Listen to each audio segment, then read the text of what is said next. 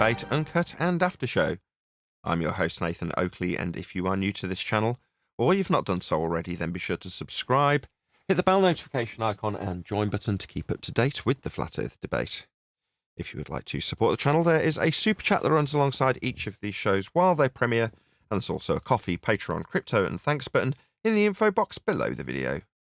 Speaking of Patrons, I'm going to do a quick shout out to all of you who do support me on Patreon. So, a massive shout of thanks and appreciation to Smith Tools and Purchase, Level Plain Poem, Amish, Vitali Z, Colton James, BG, Survive the Spin, FE Patriot, On the Level, Thomas van der Zander, Gary Hughes, Measured Flat, Chris Wouters, Sea Level Cultist, Mitch Kennedy, Rod, the name's Burley, Twadwazzle, Jason Hornsby, Christoph Fournier, Flat Earth Travolta, JMels24, Unamento, M, Iron26, Endless, Golden McKinnon, Retro Bill, John Kays, Patrick Gunnels, Banter, Mel B. Styles, Hairy Blade, Mobile Mac 777, Rob W, Del West Watson, Unbelievable Productions, Blue Ridge Ranger, Abraham Mohammed, Skeptic 936, Texas Mike, Chow Yun Cat, David Wayne Foster, and Dank. So another massive thank you to all of you for supporting me on Patreon.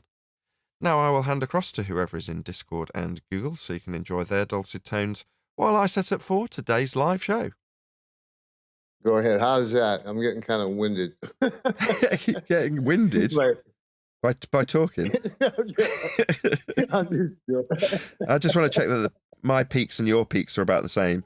So I'm coming in about -6 and you're coming in a little bit hotter than that. But my average is much lower than yours, which is weird. But I mean, this will presume to be okay. Hold on, just one sec. Adam, can I just get a sound check from you, please? You sound good.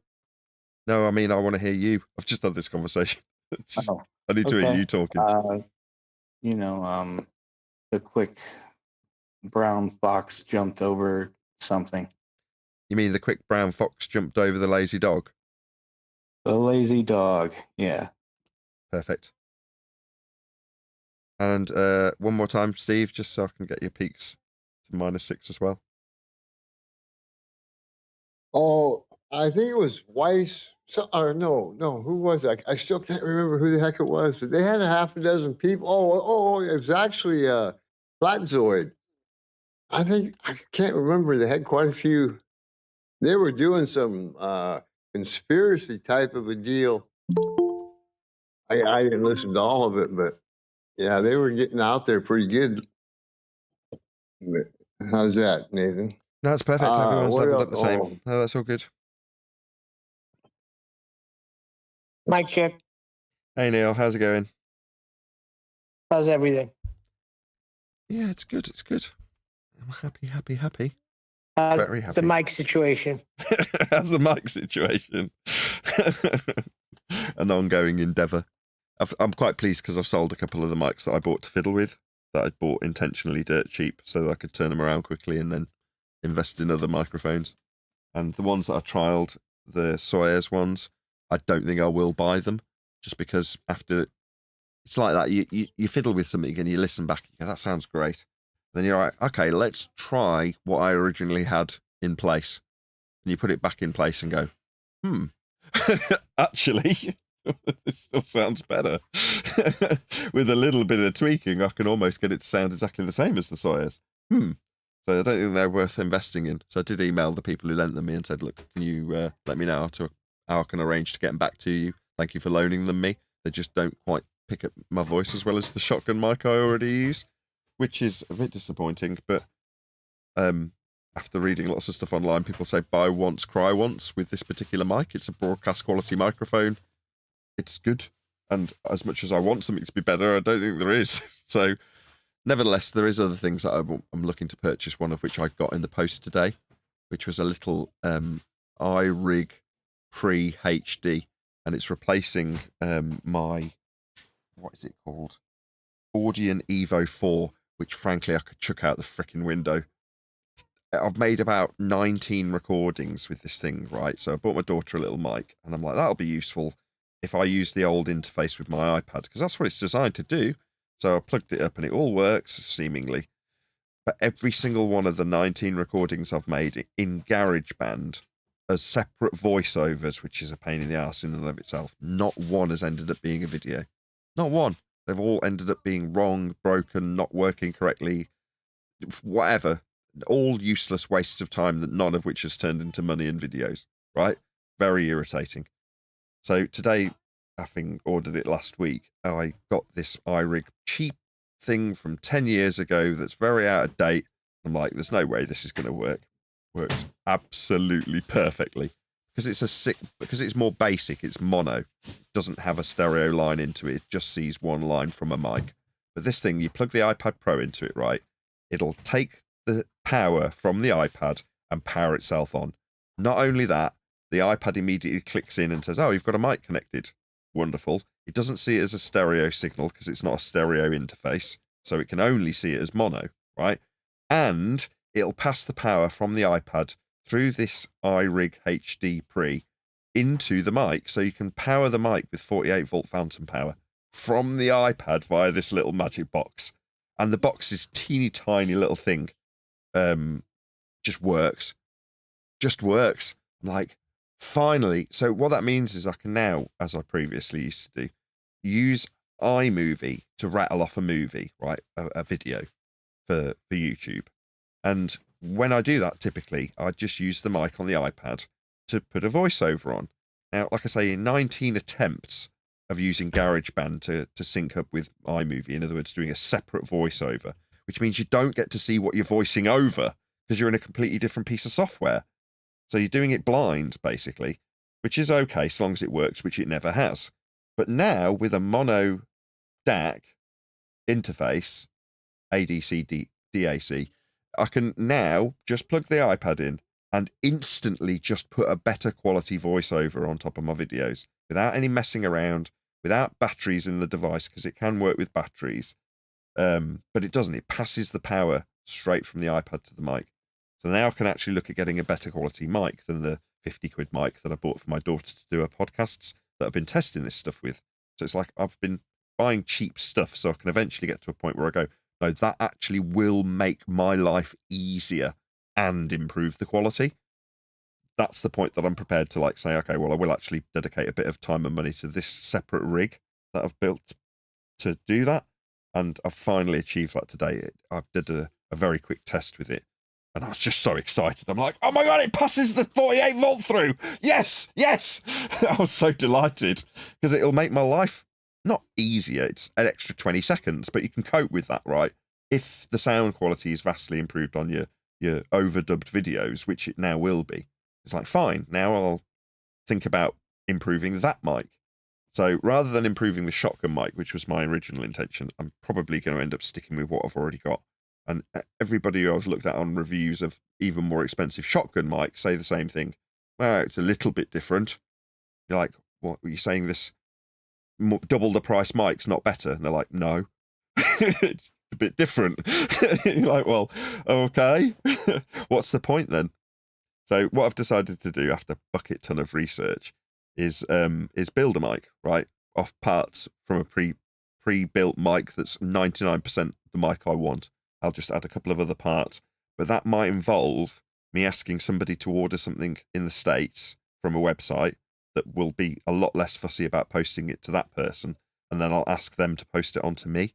So there's a $40 or $45, I forget, part that I want in order to achieve this project, right? Now, if you want to know about that particular project, I can tell you about that now, but I've probably bored the pants off everyone long enough about mics in this particular video. Do you want to know about that project? Nobody's saying yes. Of course. You do? Of course. Okay. Right. There's a manufacturer of mics called Neumann, and they make a mic that I like the sound of. And every time I hear it on somebody's voice, it doesn't matter what the recording is or even the environment they're recording, I like the sound of it.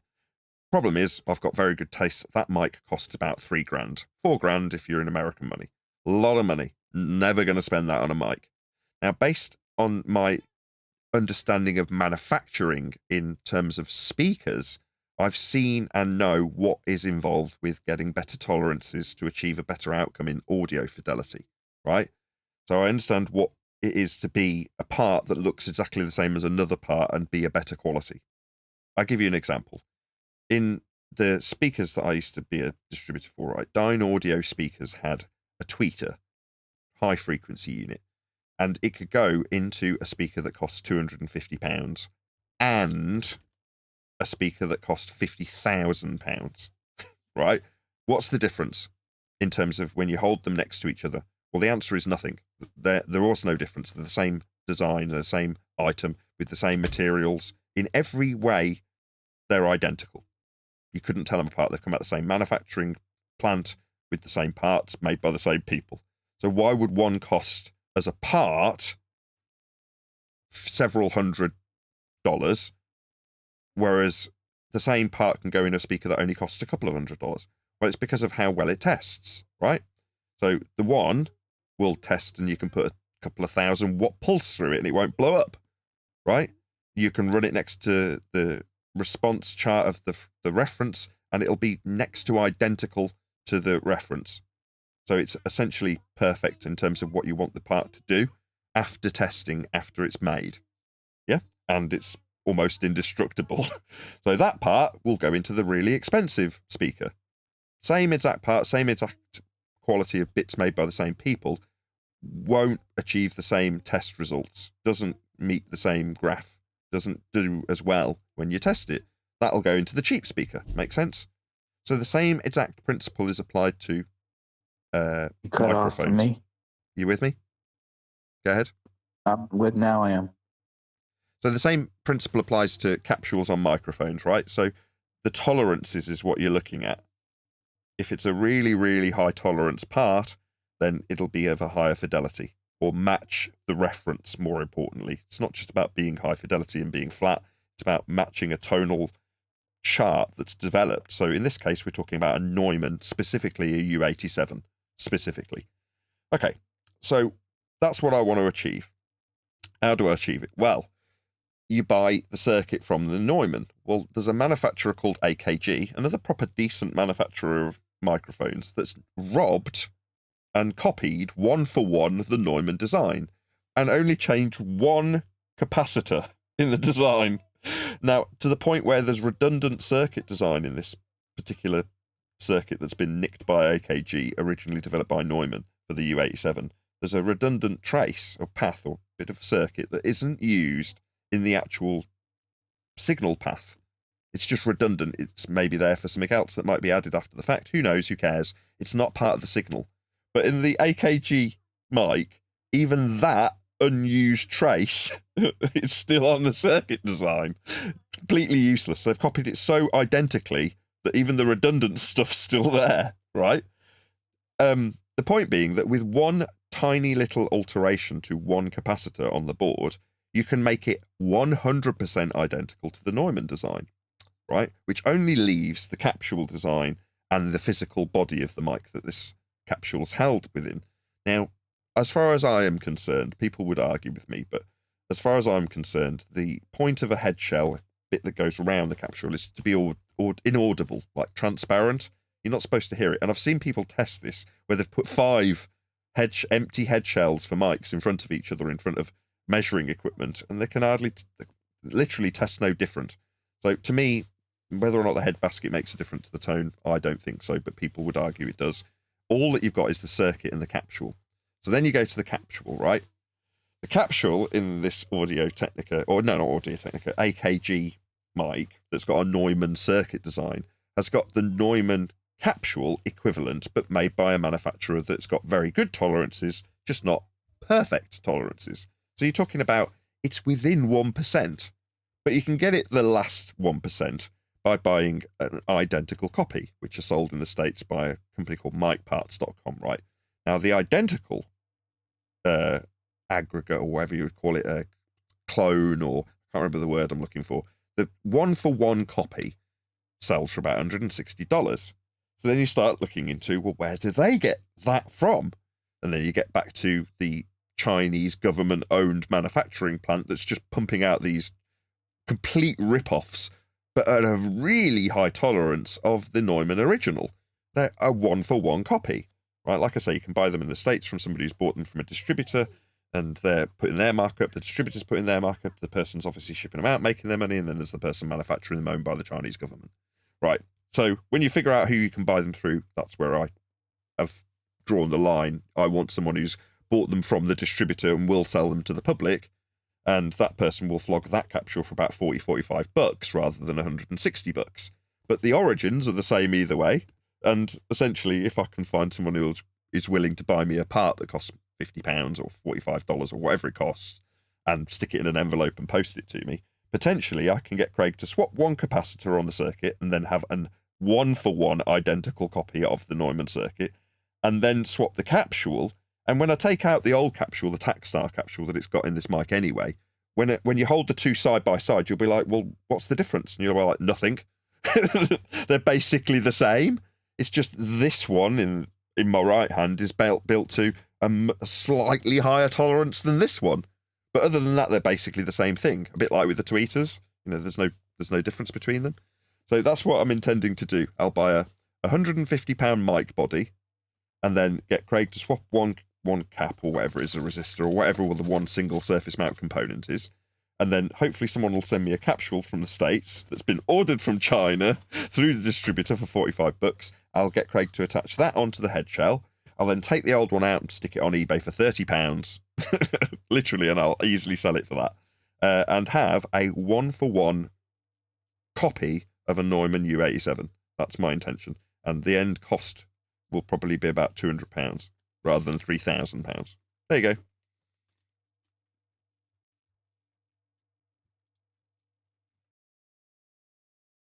Cool.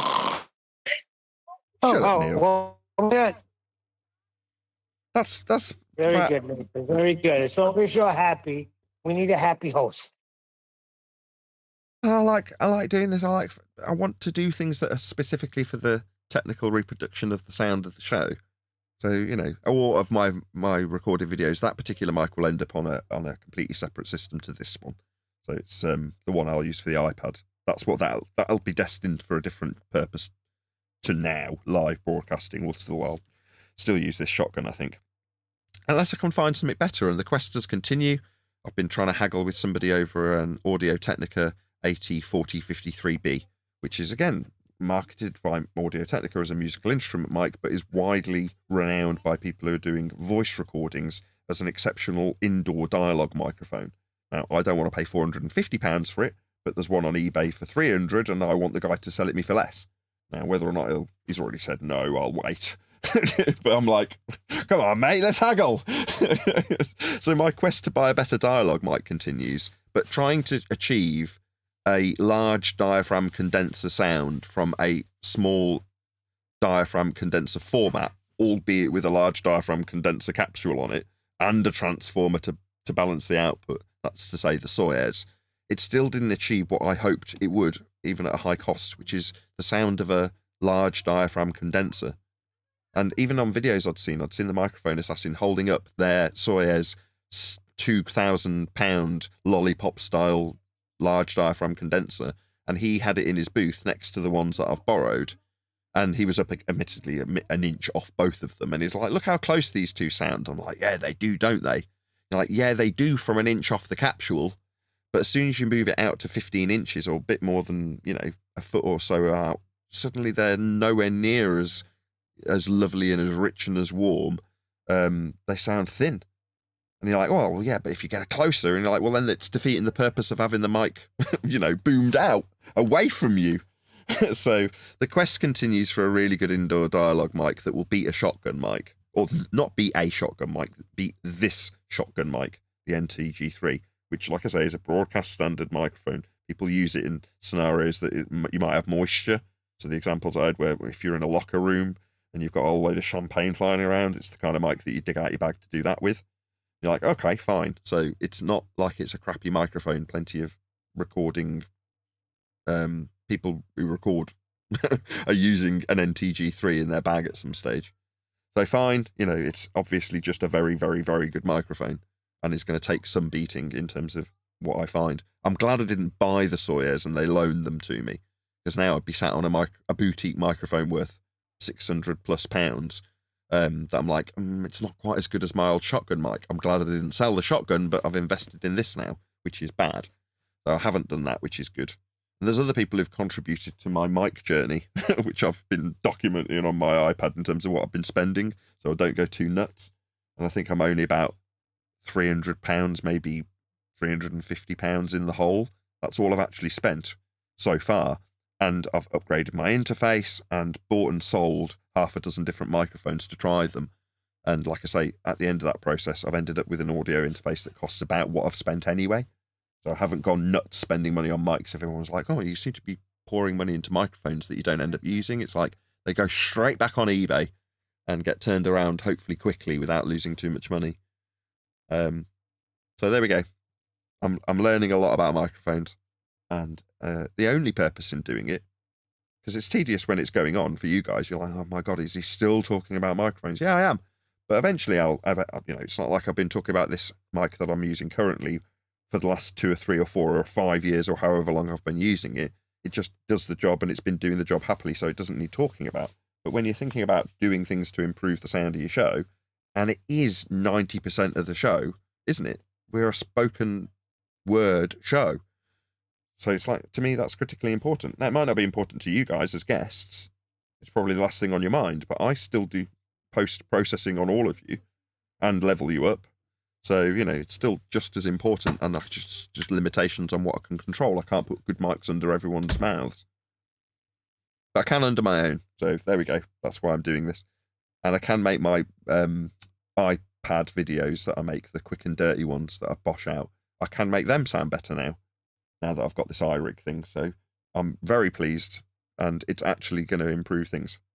Up until this point, I've been getting frustrated because I've been not finding what I want in a new microphone to hopefully just improve the sound of the live show. But in the process, I'm now like, okay, now I've actually got a useful separate rig for recording other separate ancillary videos to the live show. They will improve without any detriment to my time. So maybe I'll find a better mic for the live show. We'll find. But the other thing is, people have been contributing to me. A couple of people did send me a PayPal contribution to say, well, they didn't specifically say it was about mics. I think one did. But yeah, if you're those people and you're like, oh, I thought you were going to buy the Sawyers. Well, I did kind of suggest that I would do a GoFundMe if I was absolutely certain I wanted it.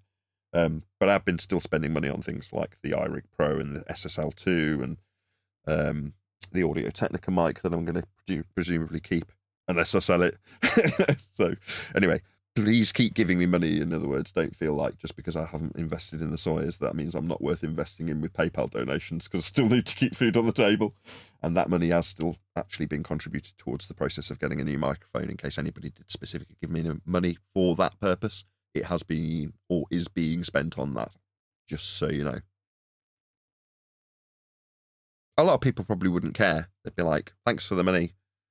Great, I'll get on with my day. But if I've specifically mentioned something and then someone's giving me money, I kind of think that they would expect me to invest in whatever it was I was talking about when they decided to give me the money. It might not be the case, but I'm just conscious of it, or hyper conscious of it. Don't want anyone to feel like I'm diddling anybody.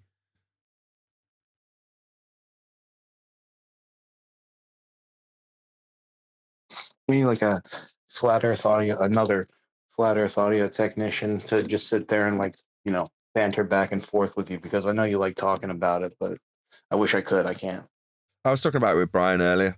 So the reason I'm not going to be doing an intro on camera is because Brian caught me before I got dressed or ready or anything, and was whittering on about ambisonic microphones, which I'm obviously keen to chit chat about with Brian. But by the same token, I know what you're saying. It's this stuff isn't show worthy other than sharing it in the pre-show, which is, people want to waffle on about any old nonsense during the pre-show. Half the time it's not worthy of broadcast. So me waffling on about microphones, so long as we're not talking about it in the live show, is absolutely fine as far as I'm concerned. That's what the pre-show is for.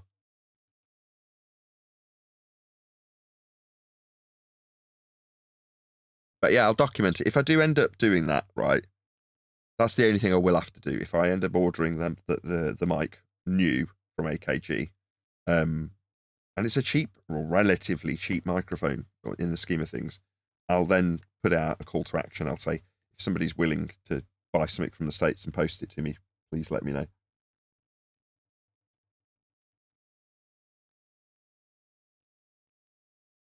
Because there's people who send me $50 here and there, and it's like, actually, in this instance, somebody might actually just be willing to just order a capsule. If I gave them the model and just put it in the post for it, might end up costing me nothing. Some generous contributor might say, no worries, it's actually only $40. I'll buy that for you and post it to you.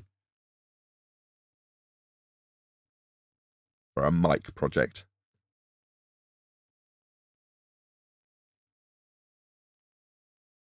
We shall see.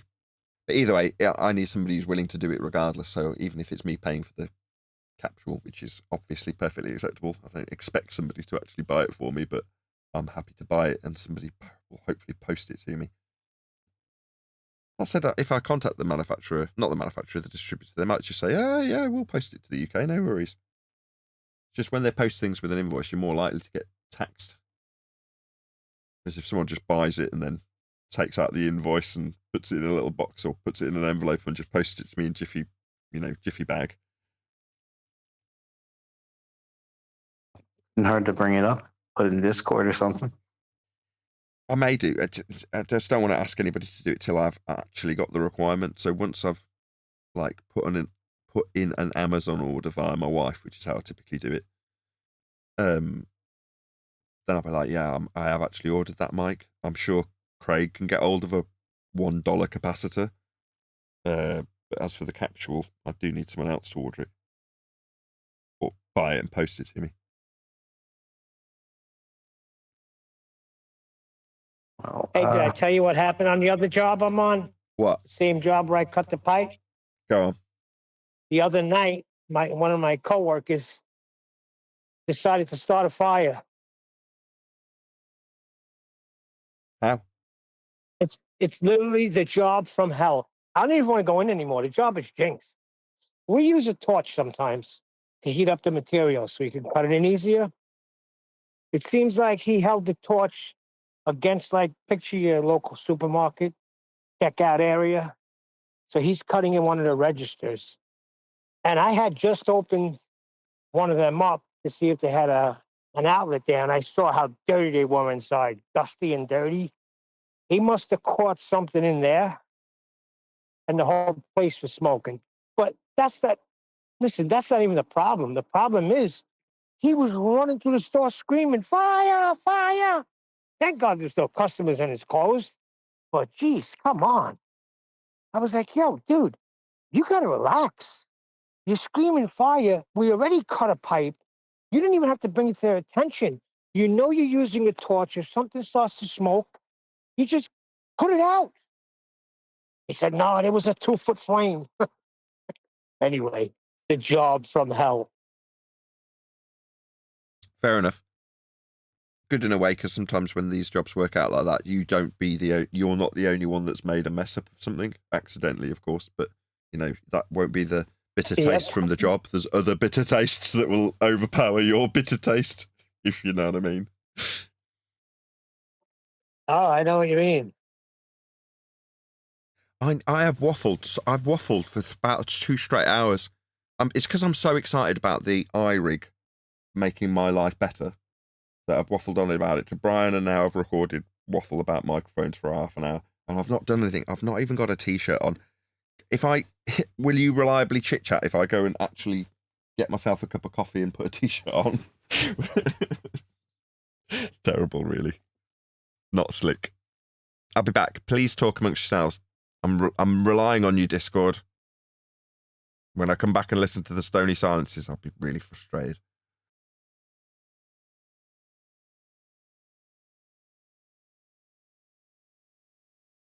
That's your cue to speak, Discord. And once again, silence. What do you call us?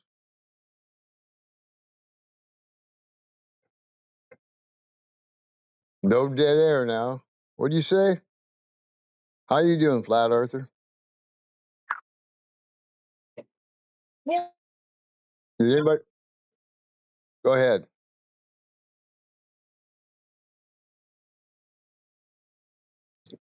Did anybody watch? I don't hear Flatzoid? him.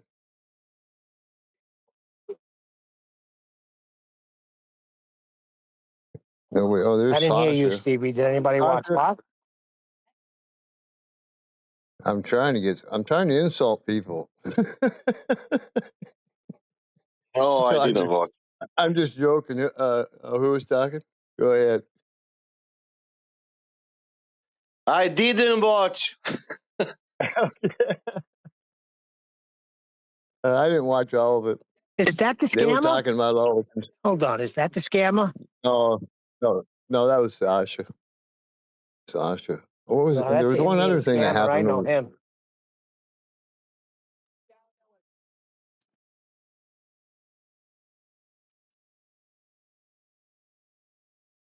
Oh, I saw that one guy from Japan. Why can't I think of his name? I want to say Tarbu, but it's not Tarbu. Tarbu did one too. What's the guy's name from Japan? He's from Brazil. He had a guy on Banjo. there. That's Banjo, What is Flat it? Earth Banjo. Yeah. He's a pretty good guy, and he was covering. And he had a guy on, some type of a specialist of some kind on CGI, but he was exposing some more of the southern Antarctica film. Thought that was pretty interesting. If anybody saw that? Look, we can agree. We Yes. don't know what happened there. We don't know if they went, if they didn't go, but we know there's a lot of shadiness with attached to the That's why I whole. mentioned Flatzoid. Yeah, that's why I brought up Flatzoid. He had a half a dozen people on, and that's what they were going way out on the conspiracy. I thought that was pretty far out there. Or, it wasn't too bad, but it is I don't want to bring up conspiracies, but we live in a world of not what you thought it was. A lot of people struggle with that one.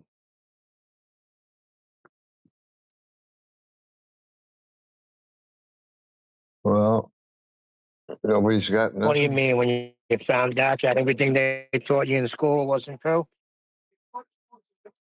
Yeah, exactly. Even and then some. That's one of them, right? What's that?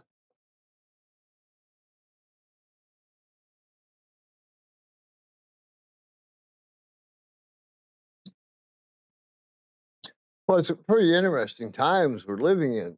I mean, it's unlimited the topics out there right now. In the U.S., it's crazy, actually. All the political crap, everything going on, price of eggs. Come to find out, that's a conspiracy too. Yeah, all on the same team. That whole Zelensky thing the other day, it just seems so staged to me.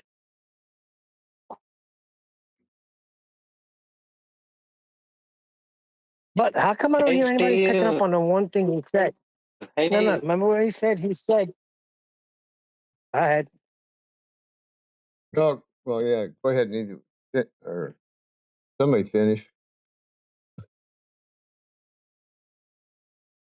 Go ahead, Neil. you're going to interrupt me and then you're not going to finish?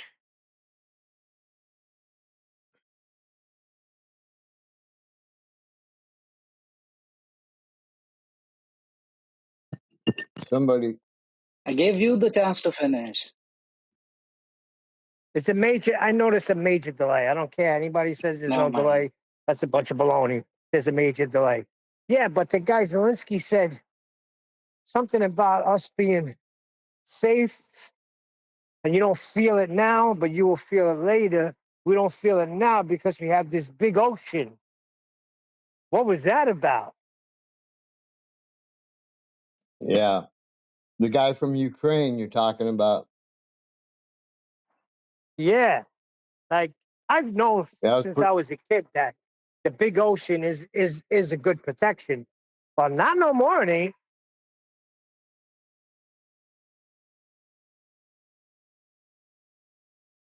What are you thinking, Flat Arthur?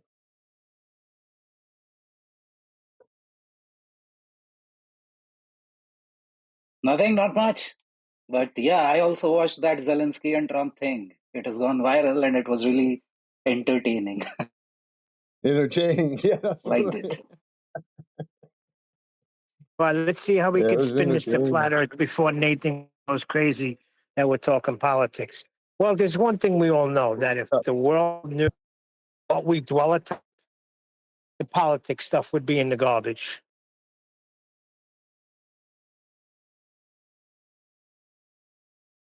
Right? No You more got a bad global warming. mic.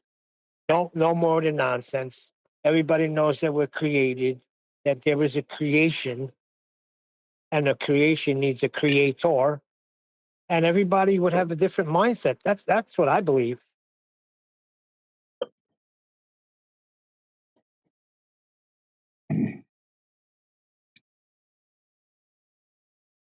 What do you think, How Flat come Arthur? they're talking about this? Why aren't we talking about a Yeah, conference you're that roboting. all OG flat earthers did? Go out and go in, flat earth. Georgie?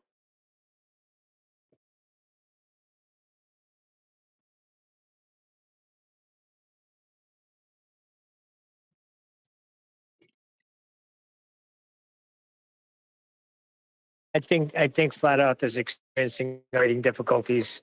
Please stand by. Yeah, I think your mic is, Neil. I'm not sure though. You're cutting out a little What bit. was that, Stevie? Oh, I'm I think cutting you're out cutting too. out a little bit, Neil. Yeah. Let me drop and rejoin, because Nathan was cutting Yeah. out on me before. Coming out Well, on now you. you're coming in really good, but go. Is that Nathan back? Go ahead. Yeah, Nathan. that's me back. I just got, while I was making coffee, I got a really nice message from the person that just bought the Neumann mic off me. So after they got it, they were like, I think there might be something wrong with this mic. It sounds like it's got some sort of low cut or something. And I asked him a whole load of troubleshooting questions about it. And then I didn't hear anything back over the weekend. But then he just contacted me now and he's like, really thanks for your help. Really appreciate it. Really pleased now. Problems resolved.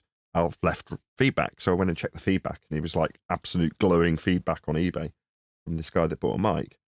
So that particular mic was too cheap. So it was on Facebook, too cheap. And when there's anything too cheap, there's a massive concern that it could be a fake. So I spent some time learning how to spot a fake so I could figure out whether or not it was. Now, you can never be 100% certain until you get older, the thing. There was obviously still some concern because I transferred the money to Adam. I was like, here's 160 quid in cash. Go and buy this mic. It's only around the corner from you. And he dutifully did, put it in a box and sent it to me. When it finally arrived, and I'm like, as soon as I screwed off the head basket, I was like, this is definitely real.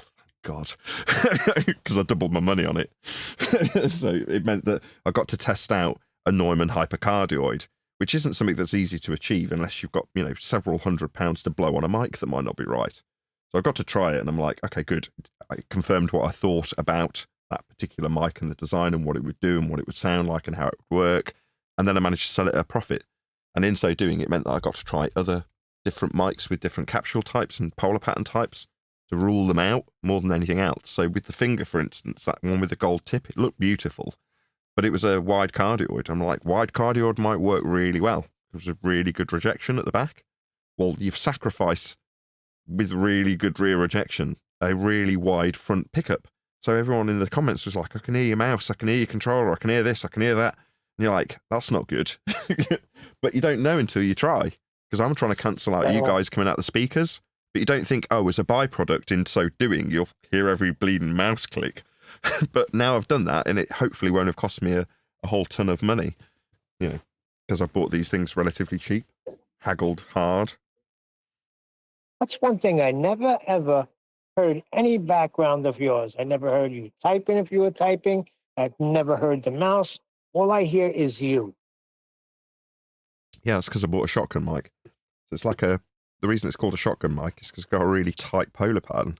Really, really tight. So I can point it at my mouth and that's what you hear. So when the kids, I often think, oh no, the kids have come in and made a whole bucket load of noise. And they have, it's just, it hasn't been picked up by the mic. So, I've picked it for a reason and it's working the way I want it to work. So like I say, it's been a real challenge to try and find something better than this mic. I can find something that's tonally nicer at a certain distance. You're like, I'm not doing like a studio-based vocal tracking session when I do these shows. I need to be able to yell and just have it sound good. You know what I mean? So I can get my tone to be nicer, but only if I want to think about it whilst using the equipment. And it's like, nah, that's not. I can't trade that. I can't. That's not a trade-off I'm prepared to make. I need to be able to focus every ounce of my energy in defeating the fundy in front of me. So yeah, the mic being an afterthought while I'm debating somebody is actually very important. Got to keep track of every single thing that they've bullshitted about up until that point. You can't do that if you're thinking, I must be 3 fingers away from this mic to keep my tone nicer to justify the cost. No, you need the liberty. I understand what you're saying. But let me get on something that's more front foot. What's the story with the book this week? Are we doing it? Maybe a couple of days? Yeah, We're in a home arranged. stretch now, you know. Yeah, I know. We've arranged with Flatsy for her to come in on Thursday and start going through it from stenography or whatever the words are in book processing terms. So yeah, we're at the Flatsy stage, Neil. You know what that means, right? The Flatsy stage. When I say that, you know what that means, right? Absolutely. She's going to be going through the book, fixing all the grammatical errors. Yeah, right? basically. Yeah. Which means it's written, right? It's a written book. In other words, if we were to put it out today, you'd go, oh, it's a bit crap that you've spelled that word wrong. It's a bit, that's not very well, that's not good grammar, you know, or whatever. That's what you'd get. But the content's all there now, isn't it? It's done. Oh, minus 1 paragraph at the end from me. And my paragraph at the end has got to say words to the effect of, right, if you've got to the end of this, if you've got to this part of the book and there's bits that you don't fully understand to the point where you could repeat them back to a third party, then you need to go back to that section and just read that section again. Like, if you don't understand how Coriolis would describe Earth as the which frame of reference, Neil? Inertial or non-inertial, Neil? Non-inertial spinning reference frame. Right. If you were to understand that the globe as a claim to be ball spinning in a vacuum is the non-inertial turning reference frame, if you know that just by me leading you in this last bit that I'm going to write, as the person reading it, if you're like, no, I understood before I got to the end of that sentence that it was the non-inertial turning reference frame when detailing their claim of Coriolis on a globe Earth that's not spinning because it's nonsense and they need a horizontal plane to be claiming it. I knew that straight away. Well, then you don't need to go back and read this book again. You can get on with your day. But if you didn't, you need to go back to that chapter and read it again. Same with gravity. It's and then maybe another example. I'm sorry, it's called proofreading, right? No, it's a chapter. No, it's not. Yeah, it's proofreading, yes, for Flatsy, going back two sentences. But I need to start the live show. Let's get it on. Hello, everyone. On. Good morning. I don't know what we're going to be covering today. I have no idea. I'm quite excited to be in a position to be asking resident flat earth technician Craig from Click OK if he's happy to be modifying microphones for me. But we've talked about that for the entire pre-show. So rather than that, we're going to talk about some more gossip-related stuff that I was discussing with Brian in the build-up to the pre-show. That is to say, I had a phone call with Brian, which is strictly a pre-show, right? Call with Brian. Yeah. So, we're talking about microphones also, but I won't go into that particular conversation. I shared a message that I got with Brian from Mark. Now, from what I understand, this has become public information as Mark did a show about it, discussing the whys and wherefores of the scripted responses of Paul on the plane, Patricia Steer, Jaron himself, who else is recently? Robbie, Celebrate Truth.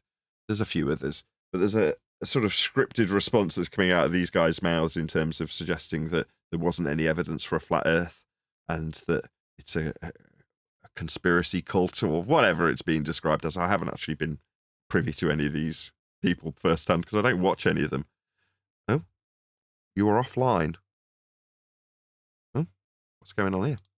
Yeah, Can you still hear me? Dropping out from me too. Oh, really? It's actually saying I've got internet issues. Maybe I need to reset my router. Okay. We hear you It fine was here. happening throughout the It was happening throughout the pre-show. Yeah, I've just heard you dropping from me. No, it's saying I'm offline. Oh, well, isn't that terrible? It looks like I'm having internet issues, which is very unusual. I've normally got exceptionally good internet, but obviously not today. How can you be offline talking to us? No, it's not that I'm offline. It's just I'm getting dropouts. I'm not getting any drop frames in OBS, though. Who knows? The show must go on. If this ends up being a terrible broadcast, hopefully the recording will be decent. Well, I know it is, because I can hear you, John. Hey-ho, such is life. I've got a stream going, and it is still broadcasting. So if you are joining us, hopefully it'll be a reasonably decent show. Where's everybody today? I don't know. Stephen Davies. Oh. So what happened with Brian? Yeah, well, I was just asking him for his opinion. Go ahead, John. Well, no, I was trying to lead you back into it with kind of scripted responses, Jaron, the other people that say they're not flat earthers anymore and that we're a cult. How does that tie into Brian? Well, I was just asking his opinion on it, as in, what do you think about this? And one of the things that Brian noted was that it was suggested by Mark Sargent that Patricia Steer had been given a boatload of money because she'd gone out and bought a new car. And I'm like, so what? People buy new cars, and Patricia's fond of getting relatively new cars. Well, brand new cars, but relatively frequently. And that's not out of character. So therefore, to suggest that she's been paid off in this regard seems absurd. I know she's not short of money. So I don't think that would be the case, but that was the inference that Mark had put on it. Now, the scripted responses, them all basically doing a cut and paste generic, I'm leaving flat earth because there's no evidence. Again, I asked Brian if he'd got a copy of this, because apparently it came out on an actual written statement from Patricia Steer. But there's other things that are odd, like Lisbeth is now Mark co-host. Now, I know that Mark's fairly fast and loose with who he'll associate with. If you ask him, he'll do a show with you. Like, he has never, ever turned me down. And I know he's just generally taken that attitude and been quite open about the fact, no, I'll do a show with you if you ask. Doesn't matter who you are. If you're asking, I'll do it. No worries. So therefore, he's a bit of a whore in that regard. No offense, Mark. I mean, in the nicest possible way. So therefore, is it out of character for him to have Lisbeth there instead of Patricia Steer? Well, not necessarily. If she got in touch and said, hey, I'm one of the Antarctic crew, who also sounded very scripted with her, it was really beautiful flying in, and I'm closer to the creator now, etc., etc. She sounded scripted as much as the next person, but that doesn't necessarily mean that Mark's guilty by association of being that kind of scripted thing that he's pointing the finger at with this current turn of events. So yeah, I'm just getting his opinion on it, generally speaking. It's flat earth related, it's just not related to earth being measured flat. If you're here for that, earth's measured flat. That's something else. So they were in this topic for how many years, and there was no evidence for it, is their position. Apparently not. But like I say, I haven't had a copy of this given to me, and I haven't heard it. But from what I hear second, third hand, there's a cut and paste narrative that comes out of these people's mouths as they depart. So fair enough, if that's what's being described. I don't disbelieve Mark in that regard. He doesn't tend to put out stuff like that unless it's absolutely capable of being verified. So I would assume that that's easy verified. I mean, the other thing that is interesting, Adam was trying to get my attention to look at this at the end of the QE Live show a couple of days back, where Adam was asking people to verify how they'd utilise a mountain to prove Earth is flat. How would you utilise it based on the information that we've been delivering to you for the last few years about how Earth is measured flat? What would you do with this mountain measurement? Now, what he's doing is alluding to the elevation angle measurement off a flat plane that couldn't be curved, has linear distance, and all of the things that we would allude to in terms of taking just what is essentially just here's us measuring a mountain, and how we'd turn that into a not only flat earth prerequisite, but a demonstrable evidentiary-based proof of a flat earth that you could present to anybody at any time easily if that information was in front of you, i.e. mountain measurement. Now, Adam's charge or challenge was to say, can you turn this into a flat earth piece of evidence? And he's asking the Discord server, right? Well, that's kind of like a litmus test. Can you tell next man for sure and without a doubt that Earth is flat. Now, if you're asking the guy next to you who's saying he's a flat earther that question and he can't say, yeah, of course I can. An elevation angle measurement is a flat earth prerequisite. Distance on a surface horizontal is always going to be linear, is always going to be a flat earth proof. You know, if you can't pull out 2 or 3 flat earth proofs from just looking at a mountain and measuring it, then there's something wrong. So it goes from... What? Go on. Once you say measuring, what are you measuring it from? Horizontal. Hello? Yeah, a planar surface, a flat earth, Neil. But that's the point, isn't it? If you can't tell people for sure and without a doubt that the earth is flat, then there's something wrong at this stage. Now, for those of the people who are leaving and saying there was no evidence of a flat earth, if that is what they're saying, and I don't disbelieve Mark's account in that regard, then they didn't know it was flat. But that brings us back to John's question a moment ago. Well, you're telling me they were here for 10 years and didn't know? Yeah, it does seem like that if you want to take it at surface level. But there's an inference that they've been paid off. I don't know how true that is. Show me the receipts. I don't think you could show receipts for that. That's more of a black ops kind of thing. I don't really think it matters either way. It matters. I agree. Get rid of the garbage.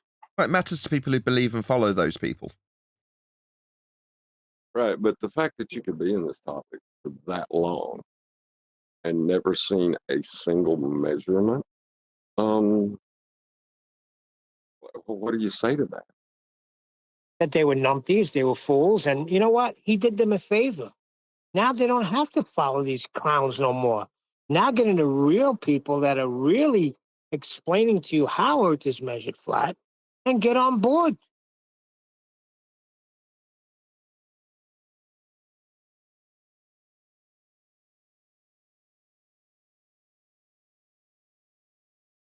Well, no, I don't know what to say. That has to be the dumbest thing I've ever heard in my life. You can spend that long in a topic and not know what you're talking about. Yeah, but they turn around and say, so you only have, listen to this. This is what I heard. So that's your only proof that Earth is flat because it's measured that way? Well, do I need anything else? Yeah, the measure is to know, so you know Earth is flat because you measure it that way. Why would you need anything else? That's exactly what I said. Maybe that was the significance of having people fall for a straw man model that they were so-called handed. Yeah. So when that so-called model or map or whatever you want to call it, because they interchange them like it's changing socks, whatever you want to call it, you fall for that and it gets debunked. Now you have a problem. That's why Jaron is where Jaron is, right? And the people that follow him and all that. So, because we don't have to associate ourselves with that. We don't need a model. We just have measurements of Earth. That becomes a problem for them. And I could see that's what's happening. See, that's the thing that really gets me when they say model, right? A model is a scale version of something that has been measured, recreated with an aspect ratio. You know? That's correct. That's correct. Who's claiming they got a model? Well, we're yet to see it. Let's put it that way. Well, you're never going to have a scaled model of Earth, are you? But you know, through celestial navigation, right, that you have to measure Earth flat.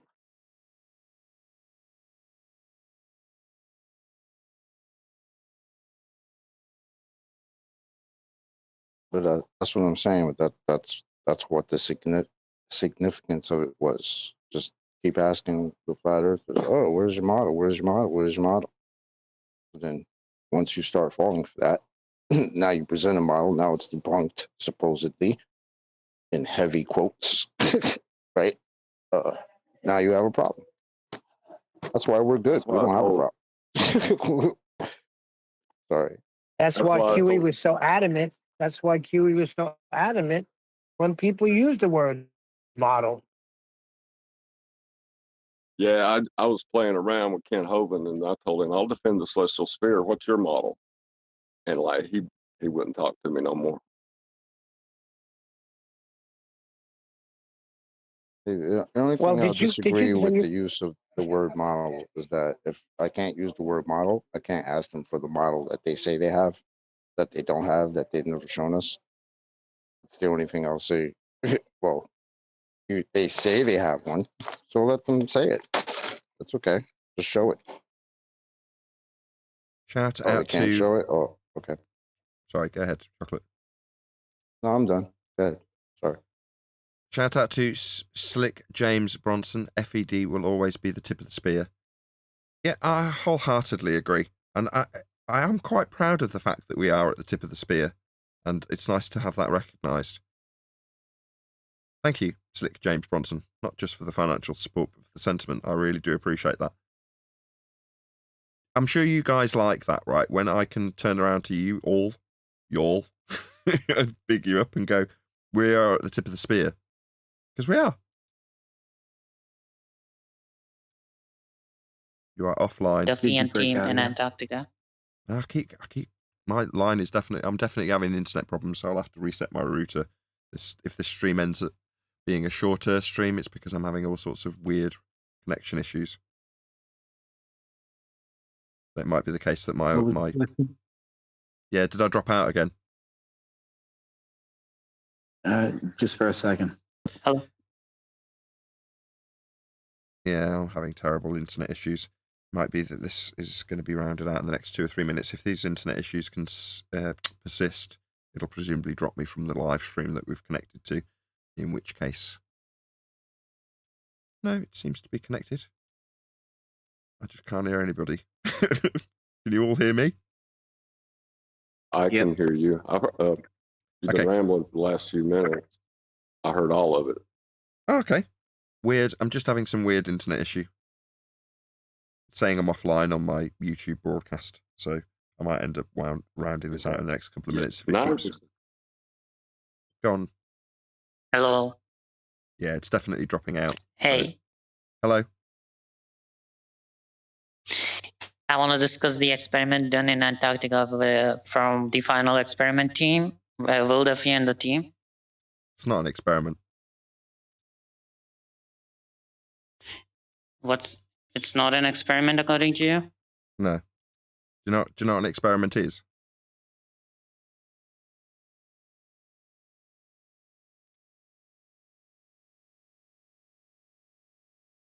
Do you know what an experiment is? So according to the guy that created experiment, and that's a problem. Huh? Why don't you ask the guy if he knows what an experiment is? Do you know what an experiment is? Okay. Experiment by definition is a test which you perform a series where you perform a series of actions and carefully observe their effects in order to learn about something. That's called an experiment. No. Okay, I can go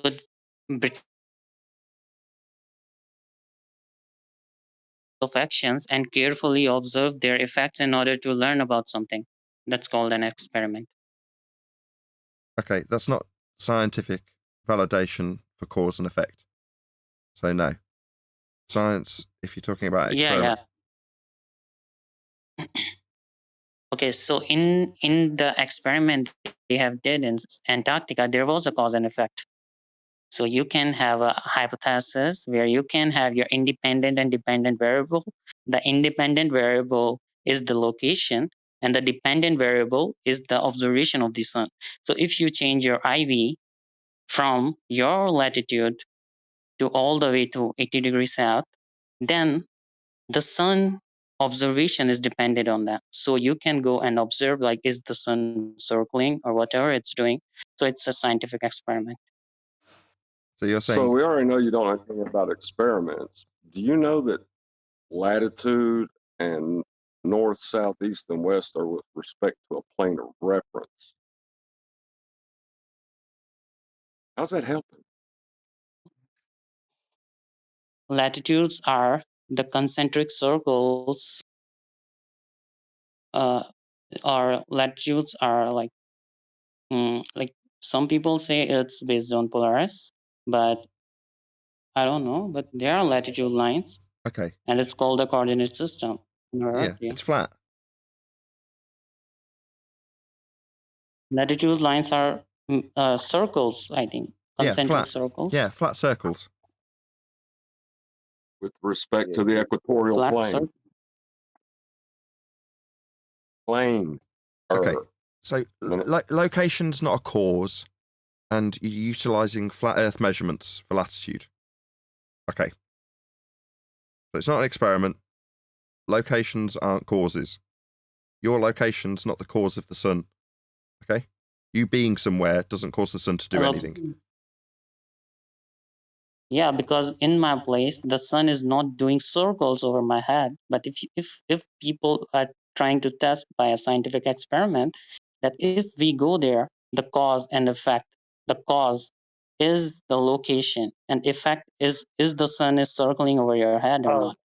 So your independent variable is your location, and dependent variable is the... I see. So you think the orbit of the sun. Told you. Go ahead, Chocolate. Yeah, he just told you the location where you are is not causing what's happening in the sky, bro. Like, what part of that are you not understanding? Do you think changing That was the your whole point of location the experiment. causes what's happening? Antarctica. Yeah. That was the whole experiment. Okay, like, so I let's see. go to Antarctica. 80 So if I go there to today, see. if I go there today, I'll cause there to be a 24-hour sun. Will I? Yeah, that's the experiment. So you're saying it's experimentally validated that the location causes the sun to go around 24 hours. So if I go there today, the sun will go round my head for 24 hours, will it?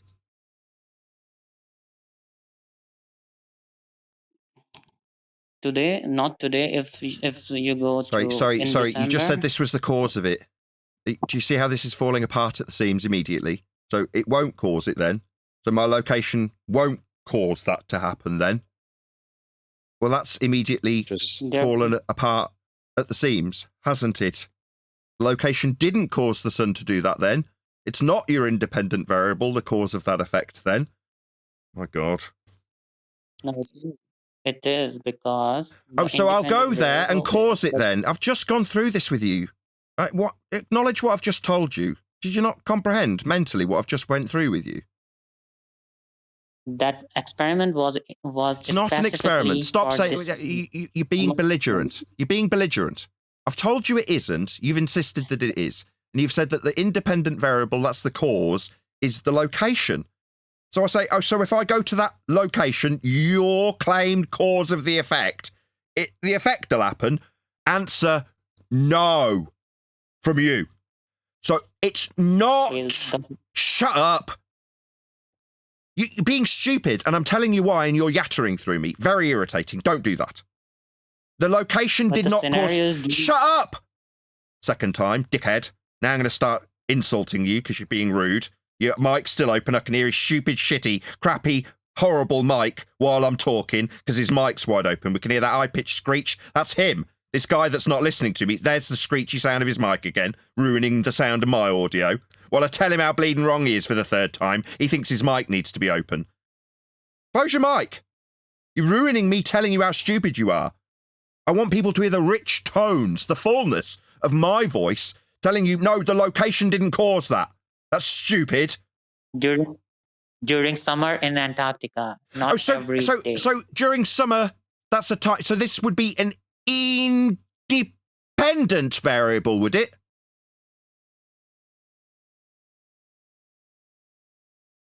So is this a second thing? Yeah, the whole... So not that independent then. There's something else alongside it that needs to be considered. So like time of year and Yeah, your other location. factors can also. I'm still talking. Yeah. Yeah, I'm still talking. You're stupid and are not going to witter through me pointing out how stupid you are. That's not going to fly, my friend.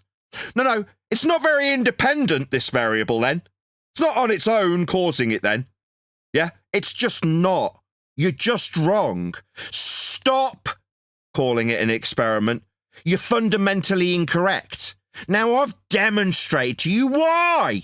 Now, you haven't acknowledged a single bloody word I've said to you. What you have done is kept your mic open, ruined the rich, dulcet tones that I'm trying to produce through this mic. That's what you've done. Not acknowledged how bleeding wrong you are. You haven't done that. Do you want to do that now, please?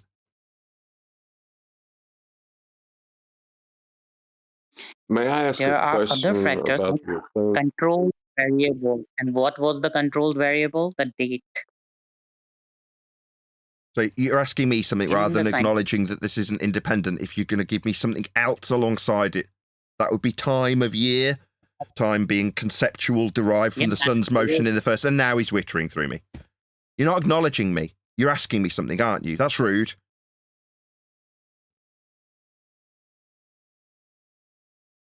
Okay, so you're saying it's not an experiment. Okay, go ahead. No, I'm saying problem. it's not an independent variable after telling you don't call it an experiment because it isn't. Then you insisted that it was, and then we went through your independent variable, which wasn't very independent. You still haven't acknowledged how bleeding independent it isn't, have you? Have you acknowledged that? In a scientific hypothesis, He's not controlled acknowledging it, variables are ladies and also gentlemen. This is what we call wanker behaviour. Wanker. Try again. Fifth time. There are other factors Wanker. involved. Talking to you, Other wanker. factors Wanker. also Fifth time, wanker. involved. Wanker. Not independent, then. Not an independent variable because it's not independent. Can you acknowledge that for me, please? Independent variable is the location. On No, it the- isn't because you said So it's you not can that do that. causes it. When I asked you if I went there today, you said it won't cause it. It's not independent. There's going to be something else, isn't there? Making it not independent. It's the 6th time I've gone through it with you. Wanker. Yeah, there are other Wanker. variables. No, you're involved, just a like date and wanker. time. No, I'm not debating with you. You're a wanker. Why would I carry on this conversation? Variables. You're still talking while I'm calling you a wanker. I'm insulting you. You're a prick, a wanker, a degenerate, someone I don't want to communicate with. Now you're getting me irritated because you're not acknowledging how wrong you are. It's now your 5th attempt to tell me how something that's not going to be an independent variable, that's location, is an independent variable, in spite of, while you witter through me again, getting more and more irritated with you, you belligerent tosser. No, it's not an experiment. Your independent variable's not the cause of this effect. Neither is it independent, and you haven't acknowledged that. In 7 or 8 attempts of me trying to get you to acknowledge the flaw in your logic when you call this an experiment incorrectly. It isn't. There are other factors involved, like date. Particular So date, that's they go independent, to is it? December. And that would make it independent. So it's independent. That's a controlled variable. Independent.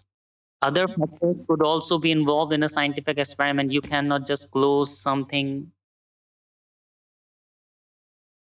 So when we control for time, you're going to stop time as a control variable, are you? No. we have No, a you particular stupid set. man, shut up. No, you're going to be Particular varying it alongside something else. You're going to call time a variable. You're going to call location a variable. This is idiotic. Now, it's 9 times I've tried to get you to acknowledge the flaw in your reasoning. You won't do it. You're a belligerent wanker. Now I'm done with you. Stop talking. We Nathan, need I to had go a back to problem with basics, the- Nathan. Yeah, I had a problem with the claim of the phenomenon. There was a real problem with that. Why? Why does someone think that the elevation angle of the sun staying above the horizontal plane of reference for 24 hours has anything to do with the globe? Because they bought the false dichotomy. Right, I got a big problem with their claim phenomenon. Yeah, if we have a horizontal line, that doesn't mean the Earth is flat because horizontal lines are based on vertical lines. It's orthogonal to Horizontal vertical line lines. is It's the 90 Earth. Did you really just say that? Yeah, it's you really don't Plane know of what the hell you're reference the saying, are you? observer is standing on.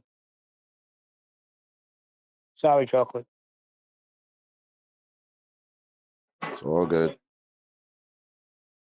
Yeah, the You was horizon talking about and elevation. horizontal. It might be hard to get, but sea level makes up the horizontal that is the horizon. No, sea You gotta level think doesn't about make it for a minute. horizontal. Hopefully- Horizontal is made by plumb Oh, line. so the All the vector. horizon's not horizontal. The plumb lines are Just say it vertical. again. Plumb lines are Horizon's not vertical. horizontal. Oh, he's just said horizontals may be plumb lines. No, they're not. Plumb lines are vertical. What's your plumb line in The plumb reference lines to are meatball? vertical. Yes, that's correct. Can you stop talking now, please? Yeah, plumb lines are. Yes, yes. So we're not getting horizontal from plumb lines. They're vertical. Shut up. Stop talking. You're an idiot. That's the definition of horizontal line. Shut up. You just told us you got horizontal from plumb lines. I say, no, you don't. They give you vertical. You go, yeah, vertical. Sit down. Shut up. See, Nathan, that No, was we get horizontal from. Sorry, was that no? No, was that no? No. We get horizontal from plumb lines. You're going to say it again. We're going to do this 6 times, 7 times, 8 times. What part of sit down and shut up don't you understand? Yeah, because I was right, because it's 90 degree to vertical. Yeah, so we are getting it from plumb line. What's the problem? So you're not getting it's 90 degrees with respect to it. So what? Perpendicular to plumb. Yeah, it's. Yeah, so it's a derivative. So we're not getting it from. So we're not getting it from a plumb line. You're just talking stupid shit.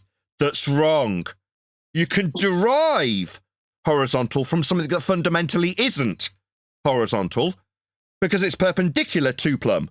Yeah, that's a more concise statement about where you can derive horizontal when measuring vertical. You said you can get horizontal by way of measurement with a plumb line. That's wrong. You were wrong. Now I'm telling you, because you keep spouting incorrect shit, to stop talking. You're driving me nuts with your nonsense waffle that's wrong. I don't want to correct you anymore. I'm saying horizontal. Stop Horizontal talking. lines are based. Stop on talking. Lines. No, I'll keep babbling shit, incorrect nonsense waffle about science and about maths and about horizontal. I'll just keep babbling that crap when I tell you to shut up. No. Just shut up. You want me to give you references? No, I want you to shut up. What part of shut up didn't you understand? Are you dense? Were you dropped on your freaking head? Do you not understand simple English, man? Shut up. Do you know what the words coming out of my mouth mean? That means you stop talking at the end of this sentence and other people talk that aren't you. Because you have made incorrect assertions on multiple occasions and then fought for them. Now you're pissing me off. Stop fighting for your nonsense waffle that's wrong. Now, we know where your nonsense waffle's going. It's going towards assertions that you don't need the ground that's horizontal in reference to the perpendicular plane of reference that we'll measure for horizontal. You need it to be a vertical, so then you don't need any horizontal planes of reference to reference. Yeah, we know why you're doing what you're doing. It's just irritating. It makes you a wanker, and based on it, we're telling you to shut up. I hope that's clear. Yeah. That means shut up. That means shut up. Go on mute, you stupid wanker. It means go on mute, you stupid wanker. You're not letting me talk. I'm telling you not to because you've said things that are wrong. Simple. You're not even listening. I'm saying. I am listening. I've summarized, and now he's just going to get muted by me. Now he's going. I am not listening. Sorry, when you specifically said you get horizontal from a plumb, end quote you, that's verbatim. Was I not listening? Lying bastard. Now he's accusing me of not listening. Lying bastard son of a bitch wanker. Yeah, I was fucking listening. Yeah. So you just keep getting things wrong and you're here to just wind me up now, it seems, and lie about me. Yeah, I am listening. I'm listening. I have spent thousands on making sure I can hear damn well the lies that come out of people like you and your mouths. To only be told I'm not listening. I am listening. I'm listening, and I know why the words are coming out your mouth. So you can avoid using the plane of Earth. I've explained why you're doing what you're doing, and you're just telling me I'm not listening with a hand wave, so you can carry on babbling after I've told you to shut up. This is my show. You will be silent until called upon. If you're not, I'll remove you from the call. That means after I finish speaking, I don't want to hear your voice. If I do, you'll be perma-removed for being disingenuous, a wanker.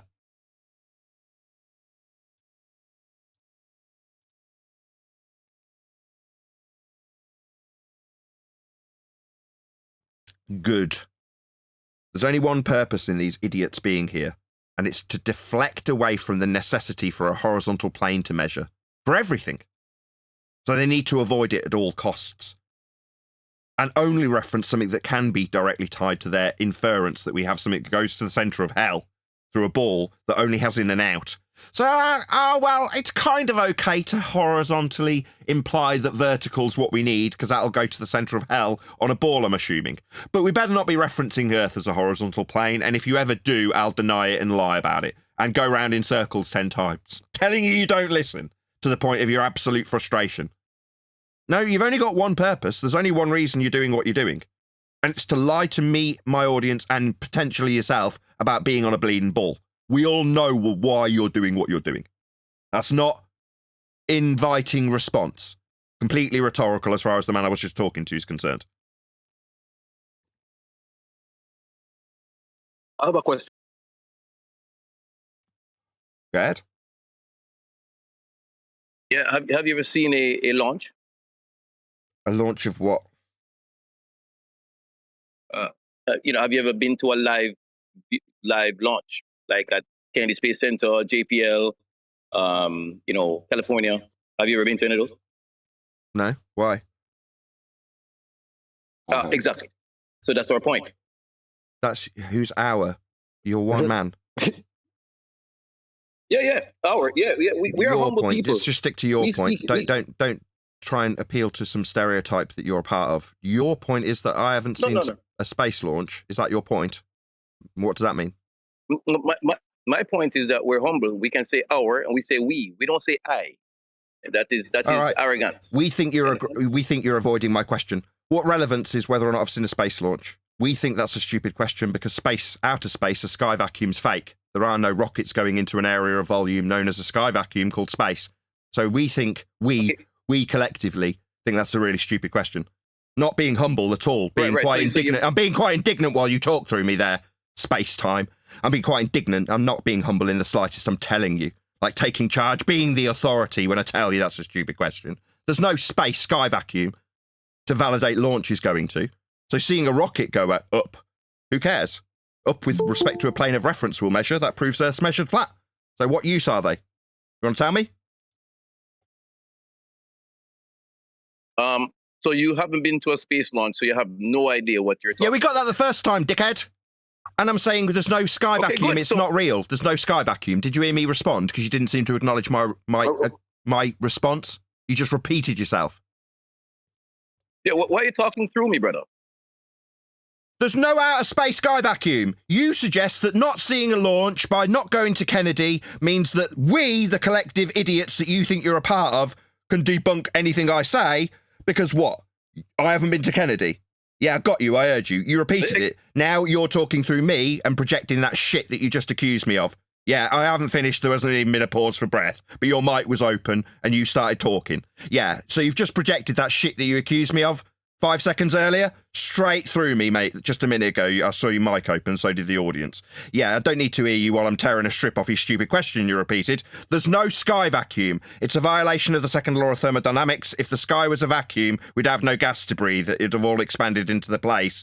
The rockets they're sending from Kennedy 2 are claimed to be going.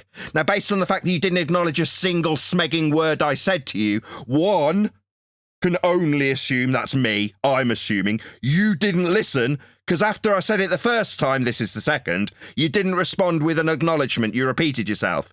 Comprende? So you're making a claim here that the Earth is. Are you under the impression that the Earth is an open system?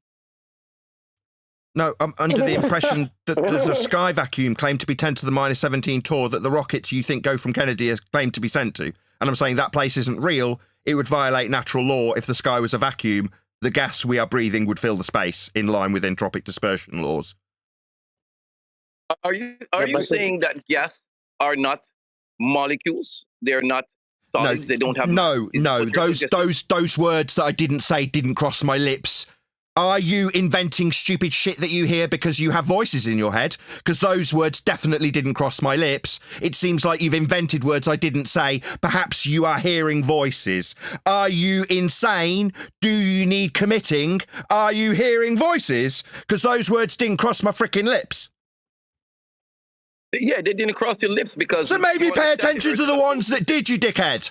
You're talking through me. Why are you Yeah, because you didn't listen to a word I said, so I'm going to repeat it for the third time. Yeah, dispersion law, second law of thermodynamics, gas fills space. You were asking me about molecules when those words didn't cross my lips rather than acknowledging the second law of thermodynamics violation. Sky vacuum in response to your question about seeing rockets launch from Kennedy. So you're ignoring me, so I'm going to shout you down, talk to you and treat you like a dog. Because you're ignoring me. Acknowledgement's what I'm seeking, and when I don't get it, you get disdain. You want me to be humble, but I'm going to talk to you like a dog until you acknowledge that the gas would fill the space, in line with natural law, making you question about rockets leaving Kennedy benign. We, collectively, think you're a clown. Again, you did not say it because you know that Earth is not an open system. Yeah, I know Earth must be Wow. contained for us to be breathing gas pressure. That pretty much craps all over your idea of a place for the rockets to go to, though. Welcome to flat Earth. No, Can you define an again, open system, you did brother? not say, Brother, did not say it because brother, you know brother, that hello? Earth is indeed a closed system. Hello, clown. No, I do. I Can do you know Earth define must what be an a... open system is? I know Earth must be contained. We're breathing Brother, gas pressure. Are you calling Thanks for Nathan? that, Chocolate. Nathan, Thanks for he's that. calling you a clone. Why are Thanks you for that. calling Nice, Nathan a clone, nice. brother? Don't do that. My own panel member managed to make this man cause audio cast. Thanks for that. Wonderful. Almost had it under control. Guys, don't call people clone here, brother. We're all good people here. You're a clown. You're a clown. Okay, so Okay. gas also, but Yeah, if Mr. Clown. there is a Can you downward define what an open system is? or I didn't hear your question. There were two people talking about. Yeah, the belligerent You- guy that you I were- told not to talk decided that not only was he going to talk, he was going to talk and interject while I was taking control of this discussion between you and I. The wanker, the one that denied the acknowledgement earlier 10 times, he was the one who interrupted this discussion. My panel member can do whatever he likes. He's got free reign. He's got carte blanche to interject whenever he feels necessary. Yeah, That wanker, the one that spoke through us a minute ago, he doesn't have that. In fact, quite the contrary, I've made it explicitly clear that he was going to shut his mouth, didn't I? But he decided he would open up and just talk through the middle of this discussion. Yeah. Belligerence, that's what that's called. Now, I suggest that you're a clown based on my understanding of what you've demonstrated and how my panel will agree with me, and they've already agreed. Neil said you're a clown, backing me with that. Not stereotype, just us describing you based on what you've said here as a clown. You are a clown to us. We see you as a clown. Okay? Okay, so the Earth is not a open system because air has molecules. Those are solids. Okay, Is that they your have mass. claim? No, they're not. So the only thing that No, you're wrong. leaves Stop. Earth. No. Gases aren't solids. Stop. Earth. Stop. You're talking through me. Why are you You talking? dumbass. Because your stupid shit has led you to tell me that gases are solids. You stupid idiot. No. Do you want to just reel it in when you tell me that gases are solids? You stupid dumbass. What do you expect from No, a clown? sorry, I apologize. I meant to say gas is a mass. I'm sorry if I said solid. Define mass. I'm trying to. He speak. didn't say that, though. You said stupid So, yeah. shit, so I interrupted you. I'm doing it now. Right. Yeah, you said Absolutely. something stupid, It so I was- shut you up like I'm doing Yeah. now. Thank- Don't say stupid shit. Then you won't be shut up. Right. And you won't have to bleat and moan about me talking through you. Yeah, I've got every right to when you say stupid shit. You meant mass? Oh, you didn't say that, you stupid clown. You said that solids are gases. So I shut your dumb ass down, didn't I, Dumbo? Yeah? Do you want to bleat Yes, and you moan did. about You how did a I'm good job talking on through that. you? You're a retard. You keep saying stupid shit that's wrong, retard. Now, you meant to say something that was less retarded. You didn't. Yeah. Okay? Absolutely, I did. Yeah. apologize. Shut up. That's all. Shut I up. acknowledge that. You shut up. We've reached the time in the conversation like the last guy, you dumbass clown, where you've no longer got anything to offer. You meant to say something less retarded. You didn't manage it. Now sit your dumbass down and shut up. Try again next time when you get a hold of your flapping gums and the stupid retarded shit that you say incorrectly. You meant to say something else. Try harder. For now, sit down. For now, you belligerent tosser.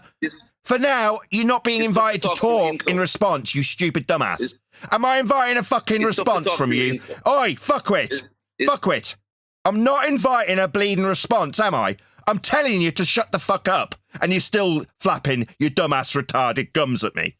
That means sit down and shut up like the last guy. Get a grip. I'm in charge, I'm telling you. I'm not inviting a response from you while your spastic mouth keeps flapping. No, dumbass. I get that you meant to say something less fucking stupid, but you didn't. So go away, calm your stupid flapping gums that can't help making you sound retarded, and try again tomorrow. Now, if in the meantime you can't keep your bleeding mouth shut, you'll be perma-removed. Like the last dickhead. Yeah, I told him the same, and then in the middle of our discussion he decided he had to interject, didn't he? No, your denial, your dumbass fuckery, I'm sick of it. You're borderline going to get described as a wanker in a minute if that was your voice I heard. That's rhetorical. Don't respond. It's tough Wanker! Wanker! What part of sit down and shut the fuck up don't you understand, you stupid wanker?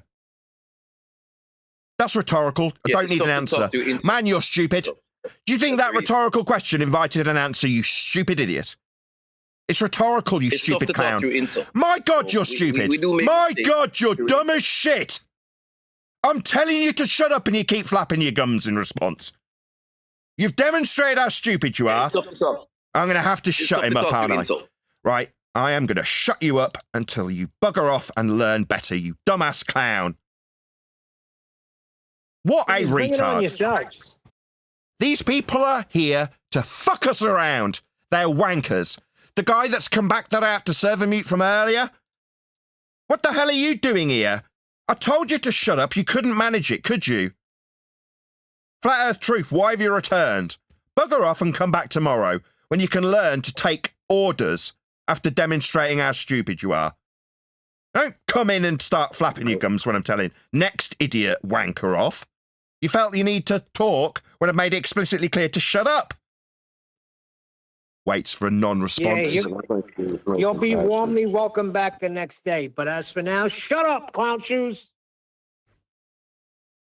I say we should have some compassion for him. Yeah. Why are you talking? Are you really this stupid? I've asked you to shut the hell up. Right, tomorrow come back and try again when you're less stupid and keep... you can contain yourself from saying things that are wrong constantly. They have to correct 10 times. We are arguing about me. About how bloody horizontals measured with plumb lines. Yeah, there's his mic open. Wanker's got to be server muted again because I'm in the middle of talking and his screechy, shitty, horrible mics squeaking over the top of me, making my fucking ears bleed like nails down a chalkboard as he opens his mic when I've explicitly told this wanker to shut up based on his 10-time round the do-si-do of, oh, no, it is an experiment. Oh, no, it is definitely independent. Oh, yeah, there's this other thing that needs varying too, though. Now, wanker, you're just here to piss me off. Same with the other guy, just another wanker. Now, I'm going to add it to the intro. Behave like a wanker, same as swearing. You can piss off and come back tomorrow. Why should I have to have this be my state of mind? Why should I have my blood pressure risen by someone who wants to assert the same incorrect shit 10 times? By the same wanker that wants to tell me that, oh no, it's perfectly reasonable for me to say the wrong thing while objecting to you stopping me.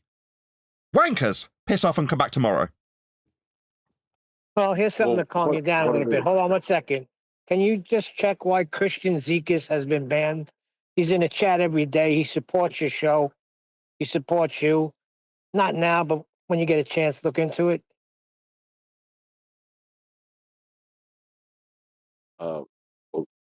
Now, something Thanks, else to Neil. calm you down, But which is what I was also wondering- relevant to oh, the God. subject.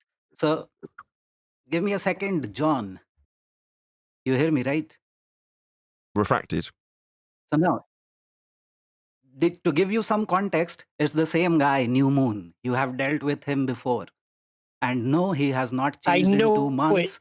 He's equally stupid. So don't expect any change in 1 day. But yes, policies are policies. He's most welcome to come back tomorrow. And he already has his mic wide open. Yeah, that's exactly what I was going to say to him. You know, I've told you to keep your mouth shut, and you still got your mic wide open. Like, fine. Eventually, I'll permaban you, wankers, and just permaban you. Just go, all right, fine, I'm sick of dealing with it. I don't need my blood pressure raising by someone who can't take an order. Yeah, demand it. You shut up for the rest of the show or piss off. And if I have to keep asking you, and you're like, Well, I'll open my mic like Neil's doing now, he's got the right to do it. He's earned that. But the people in Discord, no. 3, 4, 5 things that you say that are stupid, then that's it. I'm done with it. Why should I have to fight with somebody who's telling me, no, this and that can be varied. It's still an experiment. Oh, very independent. Let's go round this 10 times. No, why should I have to endure that? No, it's not fair on me. Why the hell should I have to deal with that? The sad thing is, Neil, then John. Neil, then John. the sad thing is, I remember the day, Huey, you, all of us spent over an hour with this guy in a scientific method. Getting it wrong? There's a reason for that. Well, And I dealt with him afterwards in my own channel in a separate debate. I'm sorry. Go ahead, John. I'm sorry. Yeah, there's a reason they're coming here. We touched on it the other day with, you know, the sore in their mouth that would get better if they would just stop tonguing it.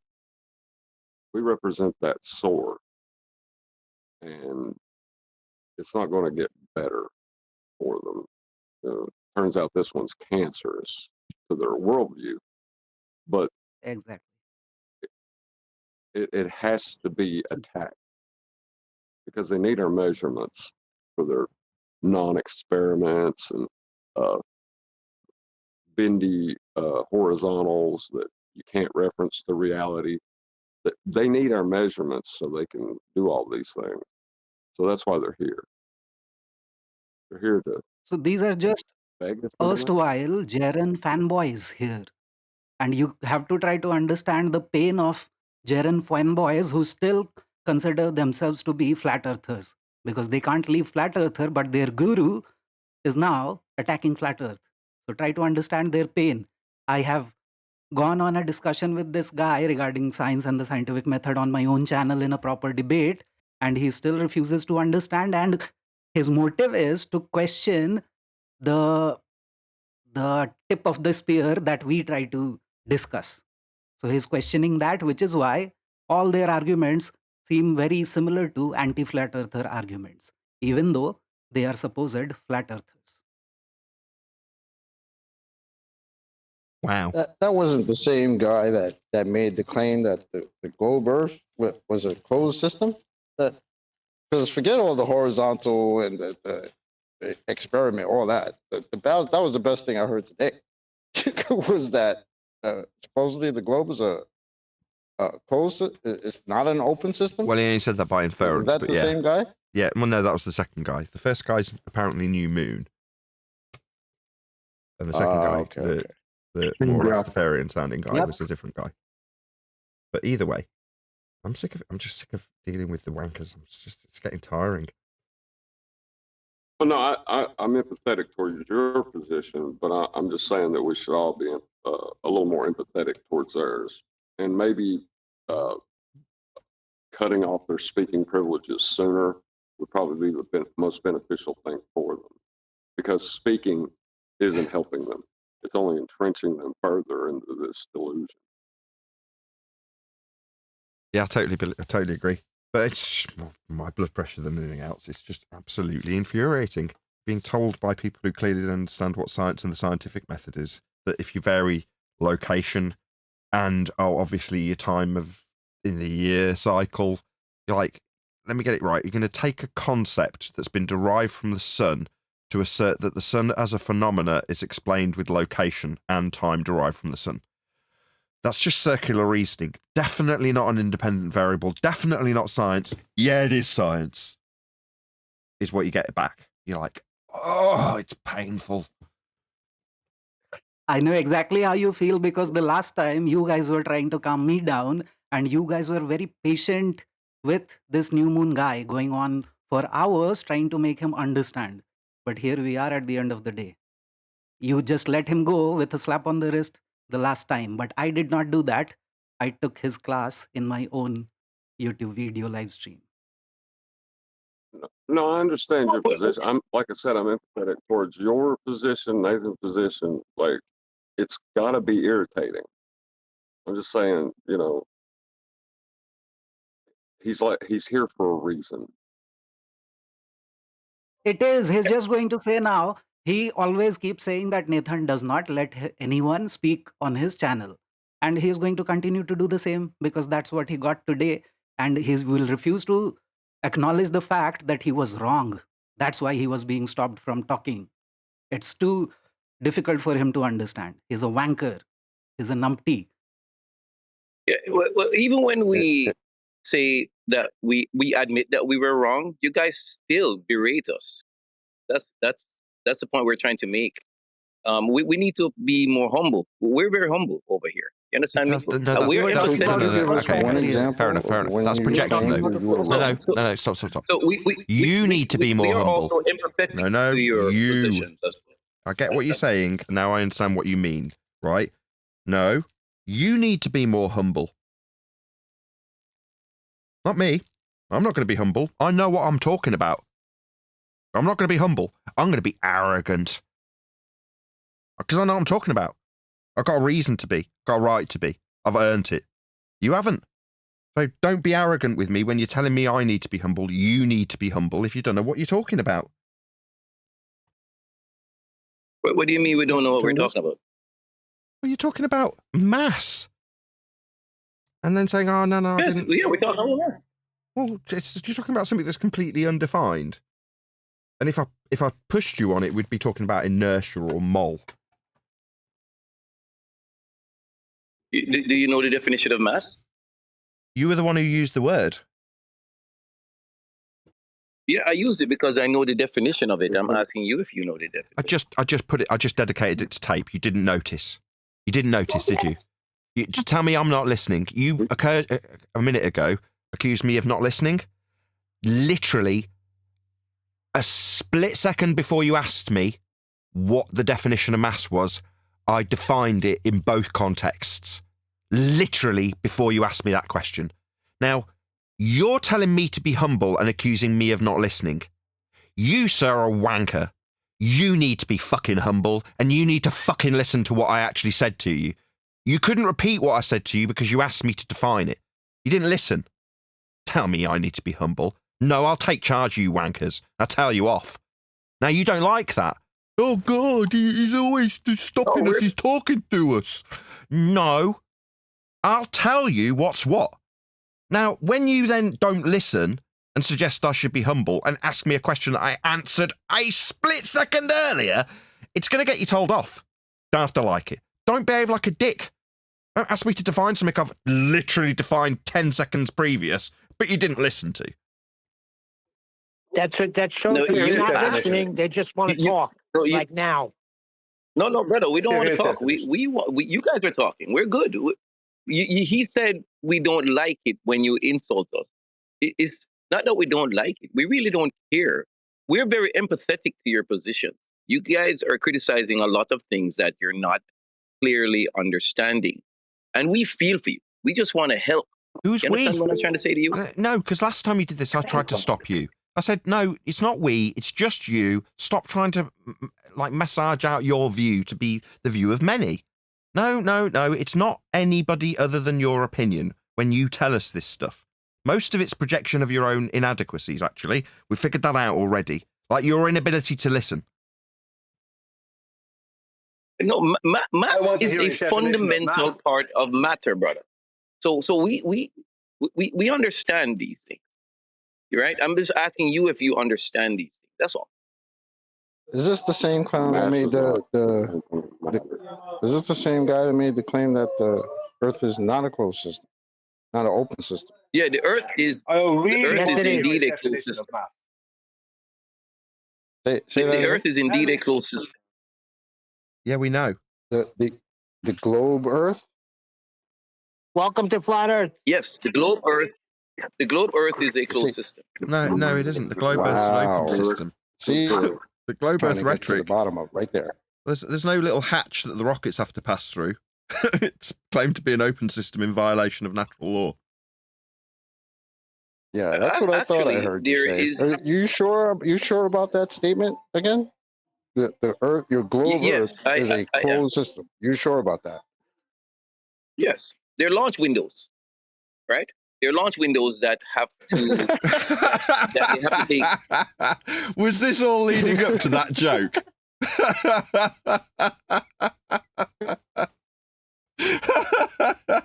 Does he think that the launch windows? That's the best thing I They've heard. got launch windows. Yo, thank you, bro. I don't think Man, that was joking. totally worth the build-up if it was leading up to that joke. No, he wasn't joking. Yeah, again, I don't think. Do you guys know what launch? Do you know what launch window was? Windows are? Yeah, the little Did he hatches. say launch window or launch window? Yeah, it's the little No, hatches they open in the ozone layer. They call them launch windows. I know what you're talking about. They're not hatches. They're absolutely not hatches. Are they more like shutters? Windows, though, right? No, they're not. They're not There are that either. windows. Kind of like, oh no, they're more like skylights. It's basically a specific time in which a spacecraft can reach its intended destination for efficiency. That's what they call launch So, let me windows. ask So you, it's not a good idea. so- It's not a good idea to just shut your rocket up. There's a lot of calculations to induce. You have to take the path of least resistance to get to your destination. What's that got to do with being closed? Nothing. So let me make Yes, sure it has I know what everything you're to do with saying. it. So when these, hold on, bro. When these launch windows open, that's when the Earth becomes an open system.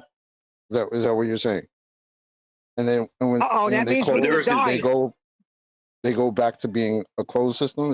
Is this how this works? Because this is great. The Earth is not a open system. No, we know. We've got gas pressure. We know. We're breathing. It can't be an open system. Yeah, it's closed. Can I say something? Because I just cut a pipe and I watched the gas pressure fill the available volume. So if there's a launch window, when it opens, we'll be dead. No, that's not what launch windows are. They're not. Did you think of them as launch skylights, Neil?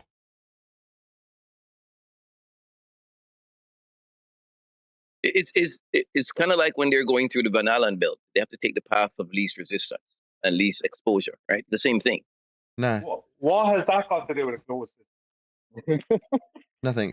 Anyway, when they go through what they claim is the Van Allen belts, they're claiming to go to a 10 to the minus 17 torr sky vacuum that definitely doesn't exist because it's right next to the high pressure gas we're all breathing. So no, when they're traversing these areas that you've labelled Van Allen in this instance, actually gave him its name. It's his namesake that named that area. Meanwhile, there's no sky vacuum for them to be traversing Van Allen belts to be in at 10 to the minus 17 torr. We'd be dead. We'd have no gas to breathe. The word vacuum is really just colloquial. It's just a low pressure area. I didn't say. I said 10 to the minus 17 torr though, didn't I? I ascribed a value, the value that's ascribed to it by the heliocentrists. It's not my value; it's their value, and that's a violation of natural law. That's a violation of natural law. That value that they've given us, claiming that the value of their vacuum that they definitely say the sky is at 10 to the minus 17 torr would mean that we'd all be dead because the gas would be filling that space in line with entropic dispersion laws, second law of thermodynamics specifically. Right, correct. Yeah, But that has nothing to do with the Earth with being the a closed pressure system. differential. The Earth is a closed system. Pressure to begin with. You can't have a pressure differential without having pressure. So you got to get pressure first, and the only way you can do that is with a container. You can't get away from No, it by not with a saying, container. With containment. With containment, not container. Containment. That's your word. So when something is contained, this doesn't have containment. Listen, why are we listening containment to this? can be. Dude, you don't know what to call it. A minute ago you said a vacuum's just a colloquial term. No, vacuums are defined. There's different levels of vacuum. Do you even understand that? The vacuum is not, when they say a vacuum, they're not referring to zero pressure. Do you even know that much? You don't know what a closed system is. You don't understand what the term containment and how containment, you think containment and contained are two different things. So why are you You're arguing going for to this? tell us all about this definition of mass, even though Nathan gave you two of the definitions of mass, the two current ones. I still have yet to hear your supposed definition of mass, and you didn't even understand what Nathan said. I say the two words again: inertia, right, and mole. There's a third one. What's the third one? I didn't know there was a third one. Yeah, there's a third one. What's the third one? The original I don't one. know. I'm not asking you, I'm asking this idiot.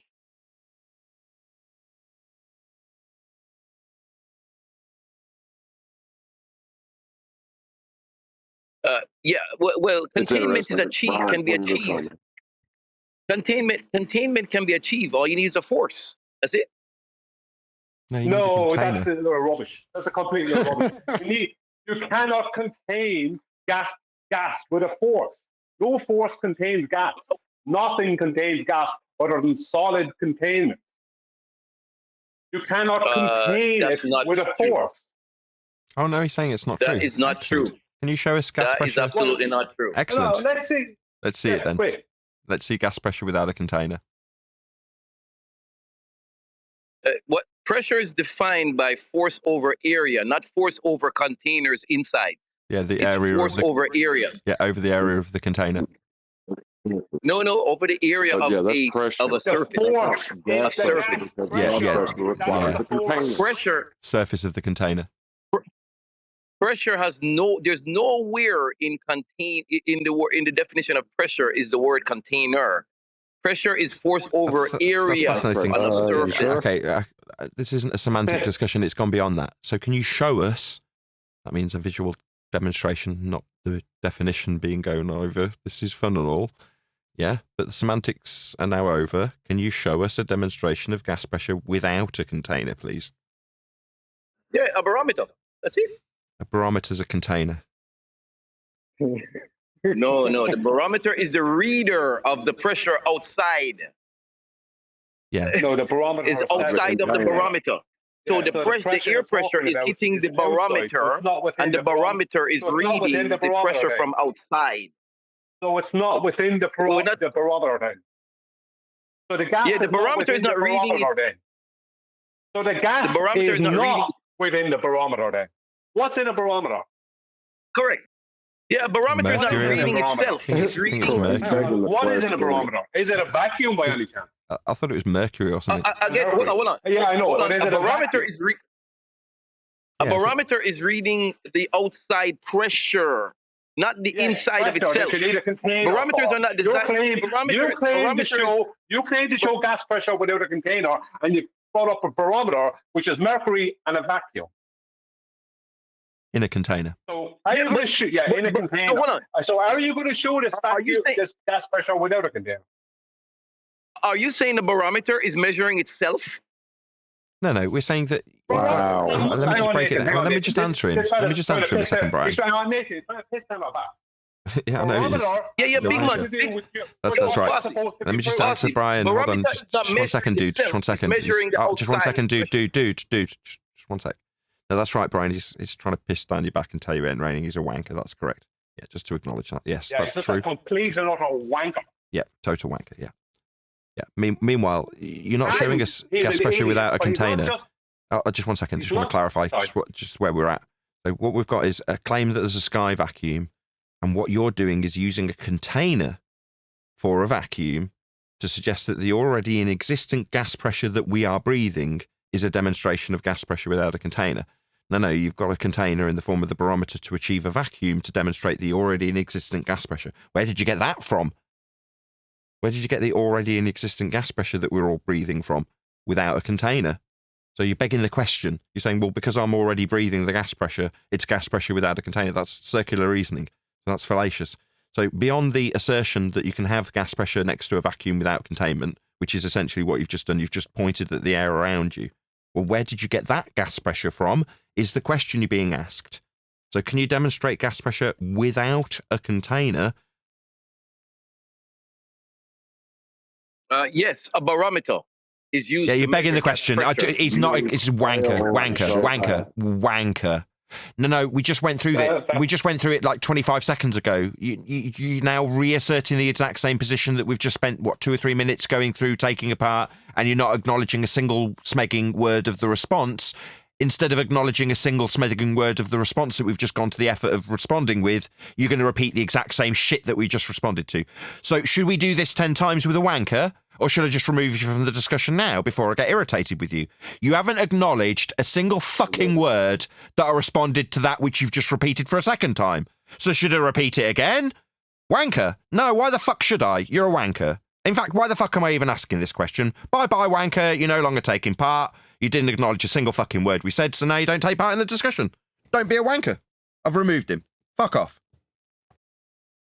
Yeah, that's the best thing, because it's not doing any good for them. Because the more wrong they are, the more times they state it, the more emotionally tied they get to their response. That's It's what the actually not wankers helping them to think about it. Yeah, but speaking is not helping them.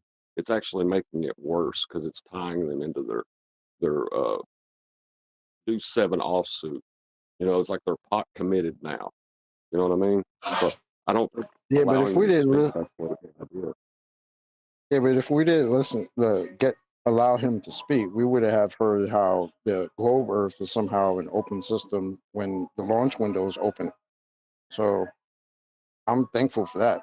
Thanks, buddy. I really wanted the area's definition of mass. I know the time is gone, but when he said, do you want the definition of mass? That would have been awesome. You wanted mass. I wanted the definition of open system. It's not part of their MO. I knew what he was going to give you. Maybe he's not going to give you anything. It's not part of their MO to define things, is it? Well, nope. He asked you, do you want the definition of mass after you were giving him 2? Right, 2 instances where mass is used, and it's plain to be defined, right? But there's a third one. I wanted him to give the other one. Oh, I wanted him to give something, because you just said 2 words to him, and they went over his head. That meant he wasn't listening, or if he was, he didn't understand. I wanted to hear. But they're not listening. His definition of mass. He wanted to educate you, Nathan, and everyone else on mass. That would have been great. But I understand chocolate wanted. But they're not interested. They're not interested in having a discussion. So it's like, okay, well, the barometer. Okay, barometer. Right, let's go through what a barometer is. You go through it. I go through it. He's had a response. Okay, then it's explained that utilization of the already in existent gas pressure is circular reasoning. So he's had a full, complete response. Response from him after that response is barometer. So yeah. There's no point. They're not here to communicate with us. He's not going to take on board what we've said, acknowledge it, and try and get around what we've said. It's like they've got an MO. Assert what you need to assert, get them rebutting it, then just assert it again, like what they've said is inconsequential. It'll undermine everything they just said if you just repeat it. That's their tactic. So what? By just repeating the last thing you said in questioning and ignoring every single bit of response, it does effectively undermine what I've just said, because it's almost like it didn't matter to the audience, because it didn't address it, because he just repeated it, right? If it had addressed it, he wouldn't be repeating it. No, it absolutely addressed it. He just didn't acknowledge it, and by repeating it, he's just attempting to undermine what's just been delivered as a response.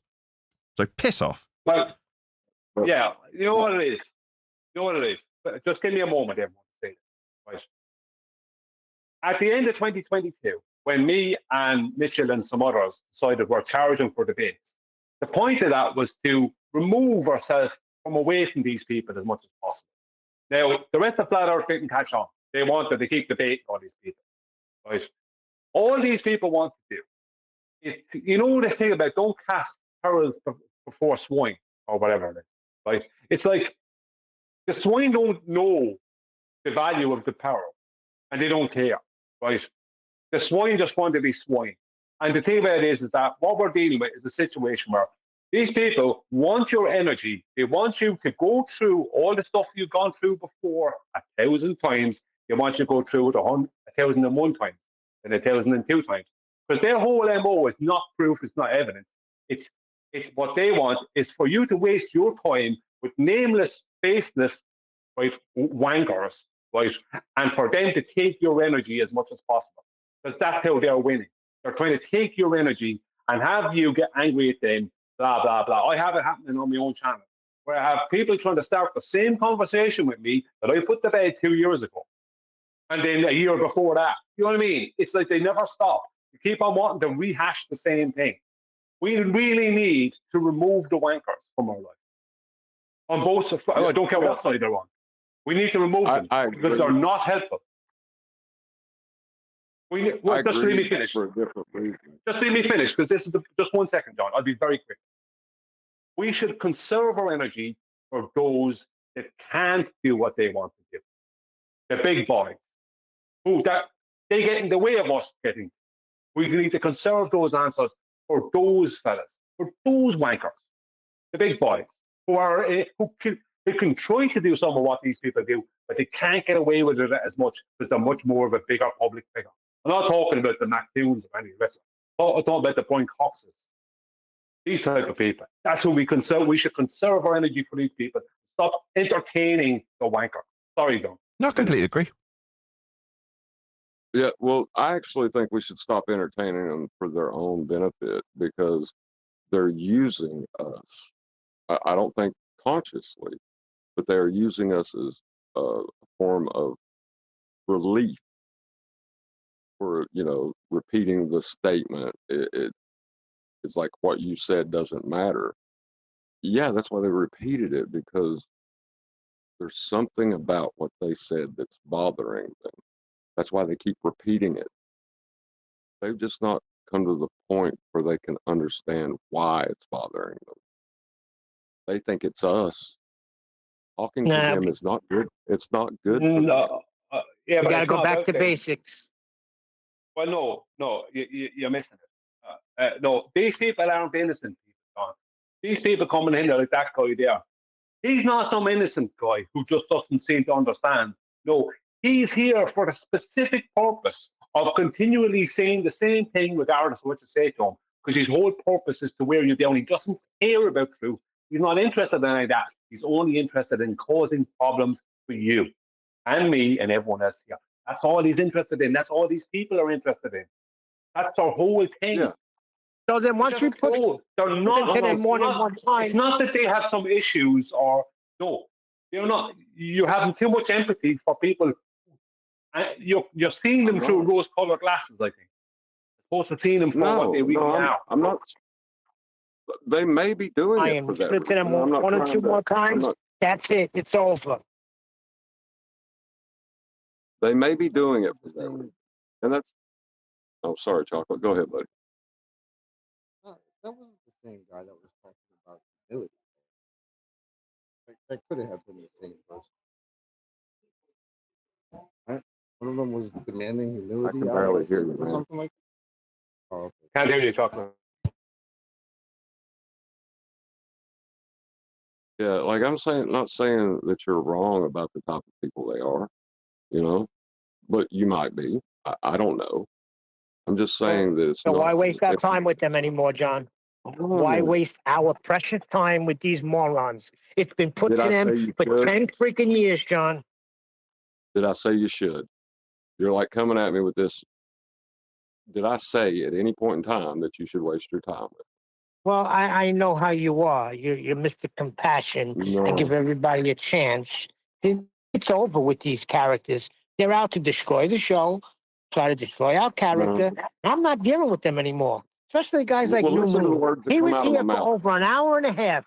Everybody breaking stuff down to him. And he comes in today with freaking Please, stupid Neil. nonsense. Please, Neil, listen to the words that come out of my mouth. I don't think dealing with these people, interacting with them, is in any way helping them. I think we should keep them at arm's length away from us as much as possible. When they get triggered like that, they need to be away from us. Hold on. So you don't. When Nathan tells somebody, shut up, I don't want to hear from you again, and they keep doing it, there's a reason. They're trying to get him angry. So he starts swearing. And then guess what? Now it's not monetized anymore, which, okay, fine. But they're making Nathan out to be this raging lunatic. Okay? They're out here for one reason and one reason alone. John, you Yeah, said I something there. You just said we're not helping them. Who's trying to help them? I'm not trying to help them. right. They're trying to I hinder ain't either. us. I'm not focused on whether I'm helping them. I'm focused on whether they're hindering us. No offense, but that's our focus is into our focus is in 180 degrees opposite. Right, right. They are here to hinder us. Right. I do agree. That is their purpose in coming here. It's obvious we're flat earthers and they are opposing us. Obviously, they're here to hinder us. I'm saying that we are not doing them any favors by entertaining them.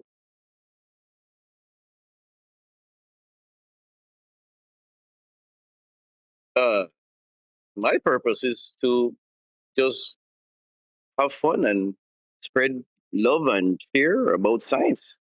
That's my purpose. I'm not sure who you guys are talking about. I Are you the don't guy want to that said, disrespect you No, guys that's more pointless, or John. marginalize Don't take the you bait. or upset you. I don't like doing that. That's my thing is you have to understand, I love what is talking science? science. Whenever I hear someone breathe Define scientific concepts, science. they run to it. Why are you I'm talking? excited. Why are Right? you That's all. talking? That's all, brother. That's all. I He's, promise you. said he's That's not science. it. going to You listen guys, to what you're saying. like you guys, Define. like you guys mentioned math. You mentioned space. You mentioned that excites me. You know, I'm here Then for go, it. then No, go, you then you go brought to those things up. SpaceX if space You- excites you. You brought those things up. Now you've come back in with soccer counts. So it's like we've decided that we don't You really guys want to were- talk to you were because talking you now. behave like a wanker. And when we tell you now, we'd rather you just came back tomorrow because in spite of us telling you something, you've not acknowledged it. You've repeated your claim about a barometer and not acknowledged what we've put to you. At that point, that's irritating and undermines us taking our time to explain something to you. Your lack of acknowledgement of what we've responded to you makes you disingenuous. You're not actually interested in what we've got to say. Otherwise, you wouldn't have repeated the exact crap that we'd responded to. You'd acknowledge something we'd responded with, but you didn't. That just makes you a wanker. We've decided we don't want to deal with wankers anymore. No, brother, I acknowledged it earlier. That's why I repeated what I said, because barometers don't measure themselves. They're measuring pressure around them. So you can explain Yeah, what's back to inside the the barometer same all base. you This want. is the Hold third on. time you're trying to Guys, bring up you talk. barometers. Just let me finish. Just let me That finish was the not what sentence. you were Let me finish the supposed to sentence. be producing evidence for. Barometers We measure. didn't ask you. Barometers measure. We didn't ask you for proof of a vacuum in a container. You claimed that you could have proof of gas pressure without solid containment. You were asked for that, and you brought up barometer. We pointed out that that's a vacuum in a container, which you need a container for anyway. And twice, and you ignore it. Now you're bringing it back up again. No. The problem here, I did, the problem here, buddy. The problem here is that you think that you are smart, Easy. and you think that you're some kind of an authority. You're not smart, and you're not an authority. You're a bullshitter and an idiot. That's what you are. Yeah, Billy Again, bullshitter. I acknowledge it. I said to you, the how the barometer is We've designed dispensed with is this. not what is measured. We've dispensed The with this. barometer is Dude.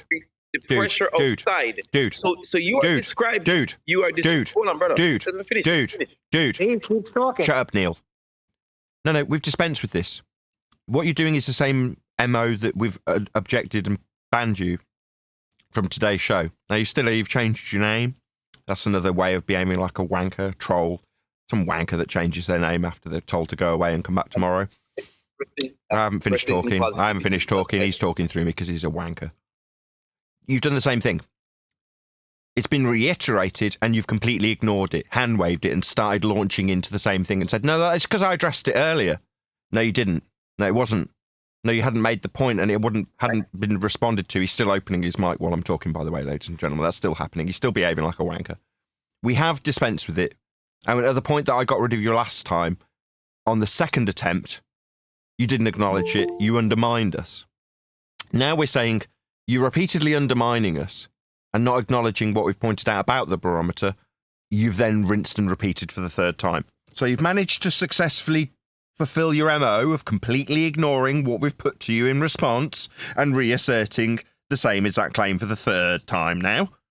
Now, this is just, as far as I'm concerned, until I shut you up and remove you from this conversation, just going to be a long, drawn-out process where we do this 10 times. Like, you will never acknowledge what we've put back in response. You will just say, oh, well, the barometers... And so we go on.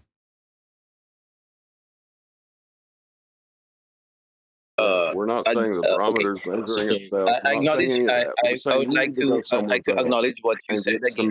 So I'm going to acknowledge it again. Or get some kind of help The for your problems. barometer is Because we are structured. not I here agree with to fix both you. psychological issues. I wish we could. We're not here to fix stupidity either. I wish we could. But you don't need to talk to us anymore. You need to seek professional help. Yeah, I've told you already to shut up. Okay. Okay, so shut up for the rest of the conversation. Don't talk again. Yeah, till tomorrow. Then try again. So what, you're going to just wait for your opportunity to talk? We don't want to talk to you anymore, and I'm giving you a direct order. Stop talking. You're not acknowledging what we're responding to you with. Therefore, we don't want to talk to you anymore. I did acknowledge it. And you're... No, you haven't. I want to... Do you want me to acknowledge it again? No. You haven't. Like, barometers are not measuring themselves. They're measuring what's outside. The barometer is structured. Yes, it's a vacuum. Now it's, the barometer has a vacuum in. That's how it is designed, as a vacuum itself. It's not measuring its vacuum in its side. It's measuring the pressure outside. The vac is not. The air is not in the container of the vacuum. The air is outside of the barometer. Yeah. So that is what we're trying to say. I heard you. But I you heard don't you. want to I heard you. I got you. I got you. I got you. Yeah, and I pointed out, I got you. You're not going to stop yammering, though, right? Because then it won't be right next to the claim that's come the fourth time about circular reasoning that you haven't acknowledged. So I ask about how we can have gas pressure, the very same gas pressure you're now appealing to in circular reasoning, without a container. Oh, well, if I appeal to the already inexistent gas pressure, a circular reasoning. Again, it's not been acknowledged. It'll undoubtedly get completely ignored, and you'll just take this as an opportunity to hand wave that and give us a fifth rendition of, yeah, but the barometer's not measuring itself. It's worth another. This is a barometer. This is just 1 second. Yeah, but 1 second, John. The barometer is a solid, right? So the pressure's reading is the pressure of the gas hitting off that. That's what pressure is. So he thinks he's being clever. See, this is the thing. They don't have an answer to how the Earth is not a rotating globe in a heliocentric sky vacuum. They don't have an answer how things are, or how things aren't that way. They can't understand. They just can't deal with the fact that the Earth is a flat, stationary, enclosed, self-automated dynamic system. They can't deal with that, right? So they think the smart thing to do is come in and say barometer. They think that's the smart ploy. But the barometer is a solid that the gas pressure is pressing off. The only reason you know that the pressure is there because there's something for the gas to press upon, something solid. So even in his stupid, what he thinks is some kind of smart report, right? When he avoids actually producing evidence for what he claimed, right? He's proving our point. Thank you. Sorry, John. Yeah. Oh no, it's fine. I'm just. You're right. The barometer itself contains pressure, and that interaction between the air and the liquid in the barometer is what gives you your reading. So you're taking out a container that's pressurized to show me gas pressure without a container. No, it doesn't work. It doesn't make sense. You couldn't have the pressure that's inside it. It's just a mental issue. Just a way of employing circular reasoning. I look outside and go, oh, there's clouds and I'm breathing in and out of my lungs. Okay, how do we have that gas pressure that I'm describing outside my window inside my lungs right now without containment? Response from Fundy. Well, if I appeal to the gas pressure that's already in existence and say that that's achieved without containment, I've demonstrated that it isn't needing containment. Well, how are you going to do that? I just measure the gas pressure that's already in existence and say, there you go, voila. Gas pressure without a container. It's the equivalent to pointing up at the sky and going, yeah, well, there's the vacuum. It's right next to the gas we've got. You're like, what? The straight up second law of thermodynamics that I'm moaning about and asking you to validate, you're going to appeal to with circular reasoning? I'll get lost. Yeah, the barometer has pressure inside it and outside it. And how we know that pressure is because there is a solid for that pressure to either be contained inside, and a pressure or a solid on the outside for the gas to hit it and create the reading on the barometer. So the gas has to hit something for there to be the pressure. So you need the solid. It's the equivalent to going to. It's the equivalent to going to.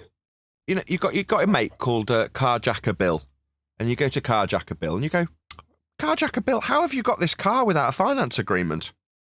And he looks back at you and goes, there's the car. I've got no finance agreement. That's a good one. Yeah. Well, you know, the thing that bothers me, though, is someone may be listening in with legitimate questions about this stuff, right? And they hear us interacting with someone like that who refuses to listen, who employs circular reasoning and repeats the same thing through us pointing it out, and us losing our temper with them. That person may be less likely to ask questions. It's actually detrimental to the audience as well, and people that really want to know something. But what about the launch window? Yeah. The thing Skylight. is, John, yeah, skylight. Yeah, the skylight opens. The thing is, John, is that people don't get in here to ask those questions because they have to deal with a lot of people like this guy before they ever do.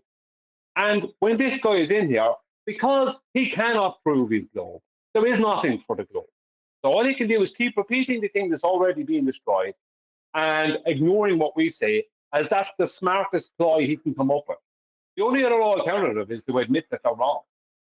And that's like, no way are they going to do that. Because they have too much pride. Because we're flat earthers, so we're real flat earthers, not like the mock flat earthers. We're real flat earthers. Yeah. Right. Right. So they're coming to teach too. That's what I don't like. He came in to try and teach. But that's a byproduct of them not being able to accept that they're wrong. They think by trying to be your teacher that makes them when they don't know what they're talking about. Like earlier on when he said gas is a solid, not understanding that no, you're after you don't know the difference between gases, liquid solids, and plasmas. If you're saying gas is a solid, you don't understand it. It doesn't state the matter. You're here trying to be some kind of an educator. This is the problem. Gas is solid. Yeah, it's like you're not. Who are you trying to educate? I meant math. You don't know what you're talking about. He meant math. He came into a geometric discussion talking about how much he loves science and he just wants to communicate science with everyone. I about pissed myself laughing. That's mental problems that you can't be in this topic for this long and not know what the scientific method is. They taught it to you in 6th grade. Yeah, but John, they do not acknowledge that. They acknowledge pseudoscience as the science, and they're trying to re-educate us. Like our way is too narrow. That's the QE scientific method. But no, it's not QEs. I mean, if they want to give QE credit for it, that's great. Put that in the history books. I'm sure he'll take it. But it existed before QE. If you want it cited, go to your child's middle school and get one of their science books and read the damn thing. They teach it to you right away. You should already know it. You're not going to find a professor citing the scientific method. You should already know it. Yeah, but he's sort of like the ABCs and the 1, 2, 3s, right? Yeah, but we're going off point here.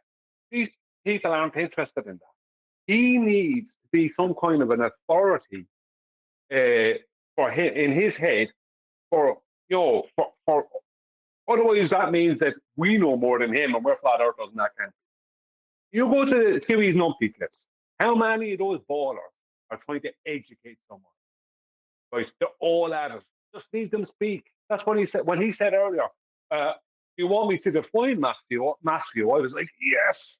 But then it didn't happen. I wanted him to do it because I want him to act like he's the educator. Like he knows things. Because that's all the numpty clips are. A load of idiots acting like they know things when they don't. Just leave them speak. Well, the best thing, just leave them off. Leave them waffle. I agree with Brian. Leave them waffle. Yeah. Okay. Well, Is that Just because you don't want them to think speak, it's- now leave them waffle. Yeah, I was going to say. Make up your mind. Make up your mind. No. That means waffle in the wind. I can't stop them speaking. Right? They're going to come to this show. But if they're going to come here, leave them waffle. Right? Because when they get to the point of saying, do you want me to define mass view? Something like when someone it's like yes, when they're trying to be the educator, it's like yes, we need this. Every once in a while, you get those gems, right? Like I didn't care. Like I know you're on the mass thing. I didn't care about the mass thing. As soon as I heard the globe is not an open system, I was just like ding ding ding ding. I was like, what? Hold up. Because what's going on in 2025 with your paradigm, bro? Where are you going with that? It's been a while since one of these Globers brought up open system, closed system, so it was fun. Oh yeah, It's a little bit open. He said the launch window, right? Yeah, the launch window. Like we were making jokes about it. To the door. There's a launch window. No. But hold on. He wasn't joking though. Like that's like I said, there is a mental problem. Yeah, he was dead serious. That's why I was trying to ask him about it. Like seriously, ask him about it, man. You guys wouldn't let me, man. Yeah, it's I don't know, but something's wrong with them. That's all I can say. Chocolate, I knew where he was going because I'd heard that answer before a couple of times. And I'm not saying that's not a good movie to watch. It is. So I wanted to hear the new movie. I wanted to see the new movie. Because I'd seen that old movie a few times. And I know what he's going to say. Because so you ask him, how is it closed? He's going to say, gravity. But you know where it's going to go. But when it came to the mass, I wanted him. Because I was after ignoring Nathan. I really wanted to hear it. Like, please define it. But no, fucking idiot. You were there the third definition. The third definition you're talking about, are you talking about from the Principia, how it's defined in there? Principia. Well, it's not in the Principia. In the Principia, it's in Latin. In Latin, so it's already defined in Latin. That's massa. That's not mass. There is no mass in the Principia. Okay, that's what I was gonna. I didn't want to come out and say it. You know what I mean? Like massa. Like if that was the definition you were going with. There is a definition for it. I don't want to say it because I don't want the guy to know it. Well, it's not that. It's just something more pressing. As much as Chocolate and I agreed in terms of the ambiguity here, that does need clarifying, right? Which is reasonable to get to the point where we go, this guy's a wanker, I don't want to talk to you anymore, or let him waffle. Those two things are in complete contradiction. So we need to kind of tie that down in terms of what's reasonable. No, I meant when they come out with stuff like when they're trying to be your teacher. I'm not talking about when they're just talking incessantly, not allowing people to speak. That's just when they're what's the term we use for that? Was like religious chanting. Losing. Yeah, chanting. Yeah, losing, chanting. Right. I'm talking about when they decide that they're the teacher of something and they want to start being the authority. I love that. Like, great. Tell me all about it. Yep. Yeah, I wanted to learn all about the globe being an open system or not an open system today. Yeah, that's what I wanted. Right. The thing is, right, you let them speak until the moment they show themselves to be a numpty. And then but that's immediately. Hold on, that's immediate. Yeah, well, exposing themselves. Sorry, John, go on. Yeah, go on, John. No, I was just going to say, upon exposing themselves, you don't need to hear anymore. Y'all are talking about letting them speak so you can get some laughter out of it, but it's not helping anything. Let them waffle in the wind. No, Yeah, but when I say waffle, I was talking about at the point when they want to be the teacher. At that point, leave them say what they're going to say, and then go, okay, now you said that. Now we're going to put you on mute. They'll probably be talking through at that point, and put them on mute. Now, you're wrong because of this, this, this, and this. What's your response to it? You come off mute. Probably not addressing it. I call mute. I have no hassle with that. Nathan, you saw what goes on in that modern day. You saw what was going on with that when Nathan Thompson was against Will Guthrie. You're not allowed to speak about the globe. You know what I mean? There's your neutral platform. I couldn't give a damn, and I only experienced that in the past couple of months. I couldn't give a damn about their neutral platforms.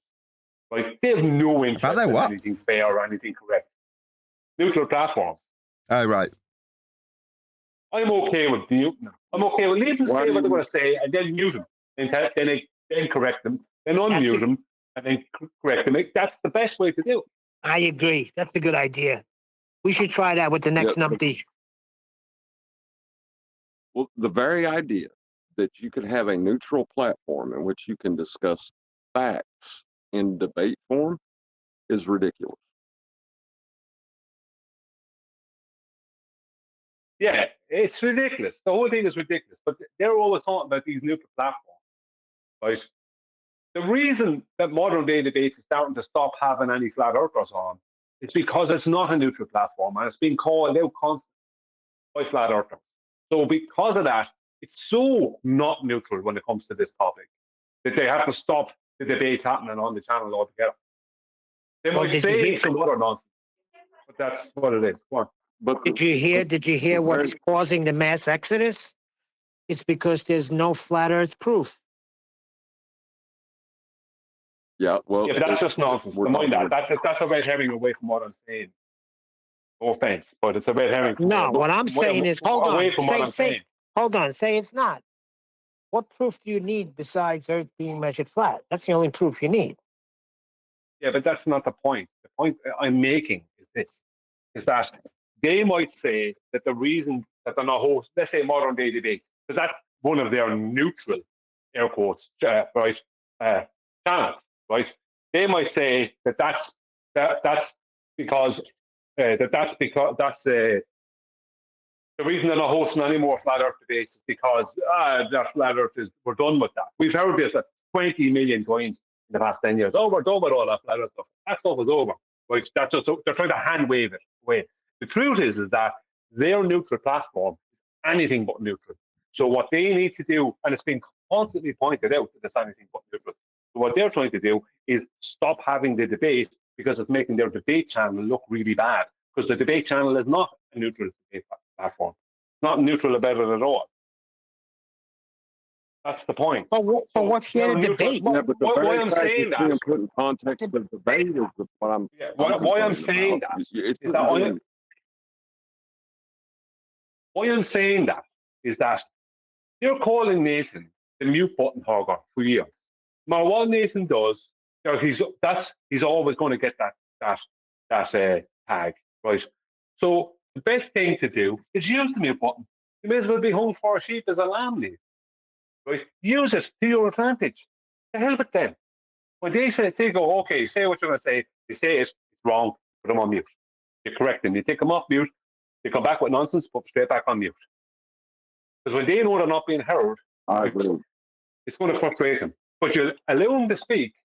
But as soon as they're wrong, mute them. Say, okay, I'm going on mute now, and I'm going to correct you. Right? That would be the first if they want to be here, that's the best one.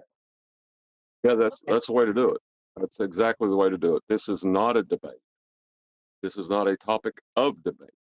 There ain't nobody trying to answer your silly questions of if this fact is true, then absurdity follows. No, and we ain't playing that game no more. You know what I mean? Like, exactly. The idea that there was a debate to be had is the problem. There's no debate.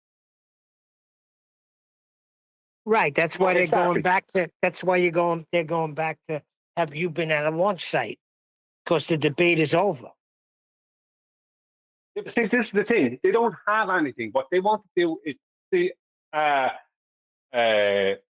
at that point, and when Nathan says no happening, and well, you see, that's the thing. And Nathan goes, Nathan says, well, what has that got to do with anything? And the person comes back at you, but it was some nonsense. So, okay, I'm putting you on mute now. Okay, this person has not addressed blah blah blah blah blah. That way, you're in control. You don't have to see, Nathan. You're probably keeping these people off mute more than everyone else. Everyone else is. Most of them, like that guy, he's probably muted far more often than you're muting them, if you're muting them at all, because you're constantly giving the tagline, "Oh, Nathan mutes everyone." But the thing is that you're only giving that. They keep giving you that tagline, and you're trying your best not to be muting people because they keep giving it to you, right? But the truth is that you're going to get that tagline no matter what, right? So you might as well use it. Because you could not mute anyone for a year and they keep saying you're hogging the mute button. You may as well be muting them. If someone keeps accusing you of robbing money, you may as well rob some. And on top of that, you would get the message out clear to the people listening. You know what I mean? Like, and less stress, exactly, and less stress, less everything. We're in control. Nathan's in control, not them. I think you're right. I think you're absolutely right. It's a way of abusing an ability to rumpus the crap out of us because, oh, well, if he mutes me, I can call foul.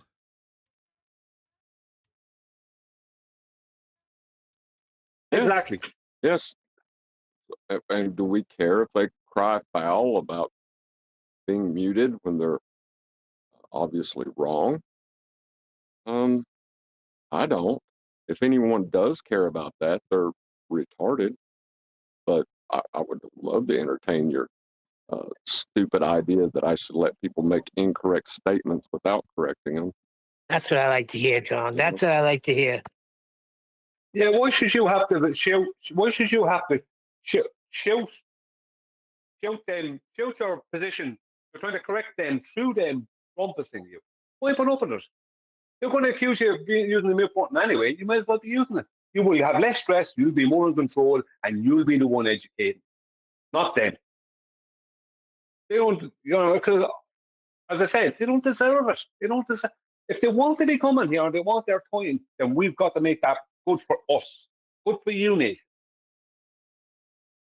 Exactly. Yeah, I agree. And if you don't have the triggered fundies, right? Well, actually, it's triggered Nathan. Nathan, you don't need to get upset no more, man. I know what it's like to be 45. We're getting older. We got blood pressure stuff we got to start looking at. We don't want you to have no damn attack. You know what I mean? Yeah, no need to be a grumpy old man. Leave that for me.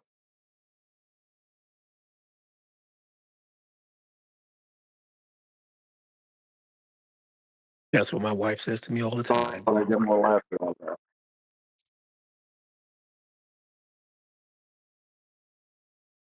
Man, this sucks. But, I'm going to be 60 in 2 months. That's terrible. No, that's not terrible. That's fine. 60 is the new 39. But your ass. The thing is, right? If you went to let's think of a topic that's not up for debate. Oh, okay, like an algebra form, right? And you started saying that x minus 4 plus 3 is equal to cheese, right? And you keep stating it repeatedly. Do you think they're going to tolerate you saying something that's obviously wrong? They're going to let you say it. Then they're going to, if you don't shut up, they will shut you up, and then they'll tell you why you're wrong.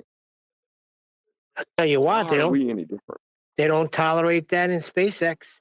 You go in their chat, and once they realize you're a flat earther, they put you in a rocket and they launch you away, and you never come back again. Right, so it's pure projection. When their forums just kick flat earthers out carte blanche and immediately mute them, they want to accuse us of doing that. It's pure projection, isn't it?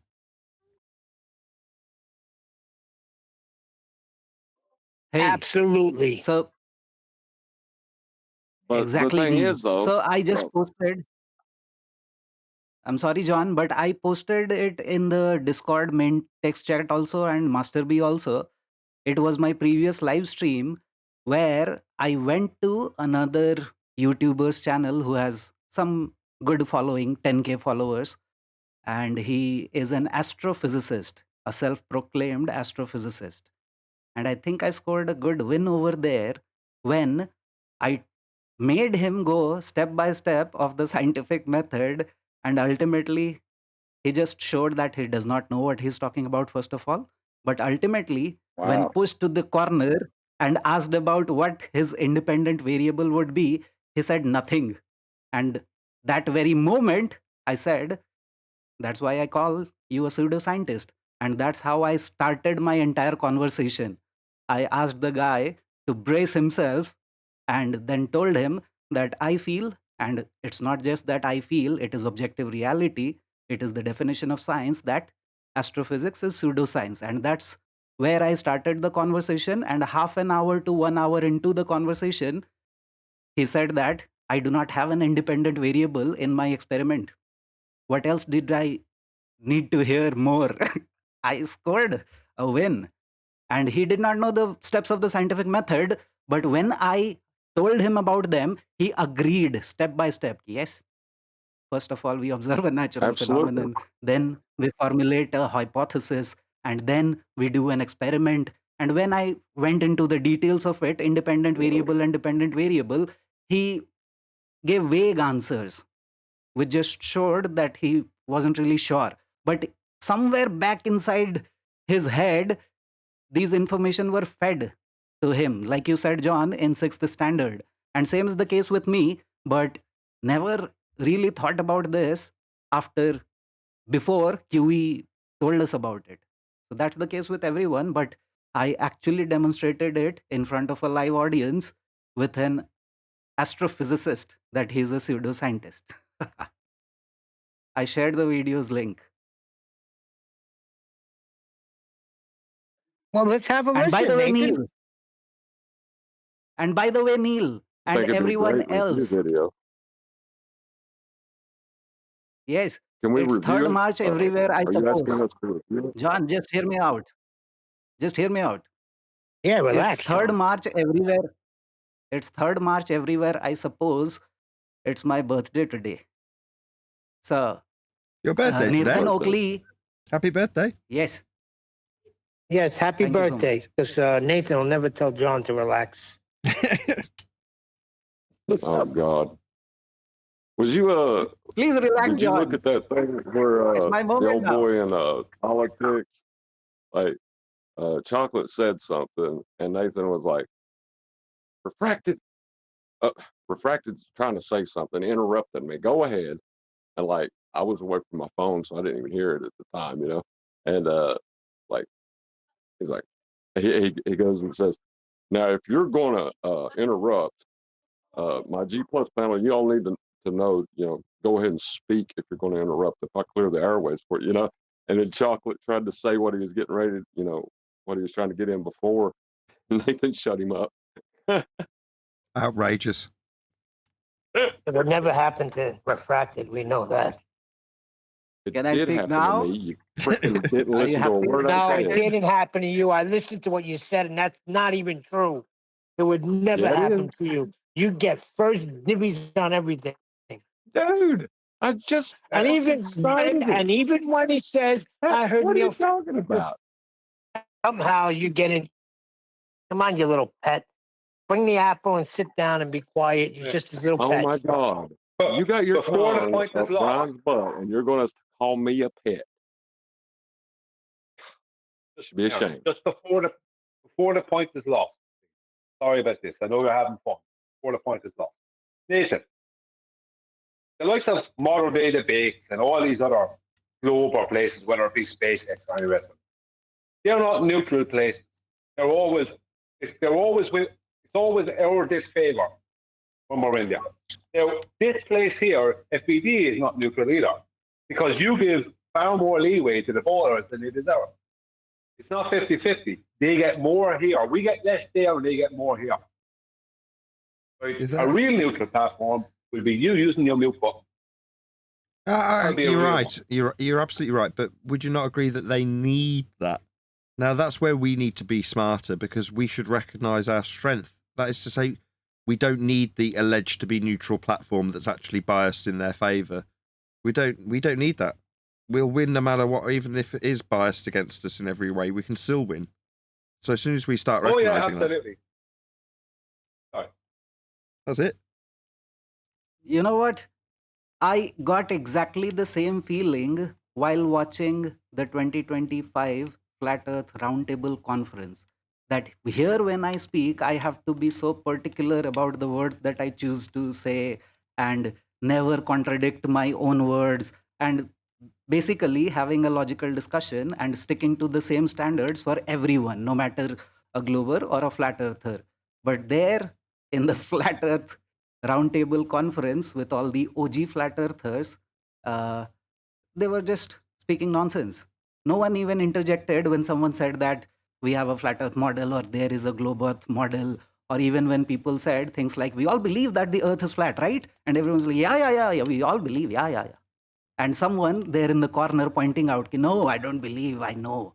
But they don't know what they're talking about. They just pat each other on the back for having completed a decade of fooling others. That's the feeling I got. Not everyone, but most of them. Flat Arthur, two things. Number one, I appreciate you being here. And number two, happy birthday, brother. Thank you so much, Chocolate. I just wanted to say that just like Nathan Oakley 1980, I suppose it's his year of birth. So by that same standard, I will be not Flat Arthur, but Tapas Das 1990. Good Oh, stuff. you're a baby, huh? You're a 90s kid, huh? My God, my parents are after my life to get me married, and I am still single AF. Wait a You can't be second. more single than me.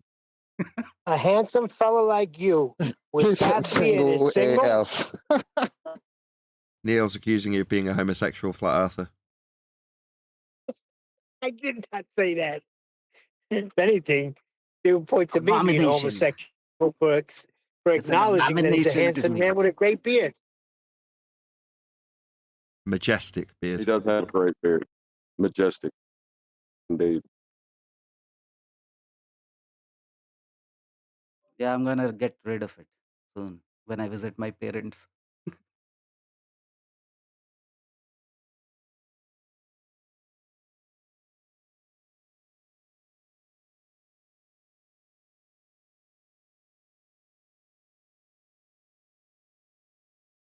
Anyways, just I've sent the link to one video, but if you are interested, I had a live debate with this first wanker we had, New Moon guy, and there also he would accuse me of not letting him speak when I did not allow him to go on and on about something which he does not understand and self contradicts.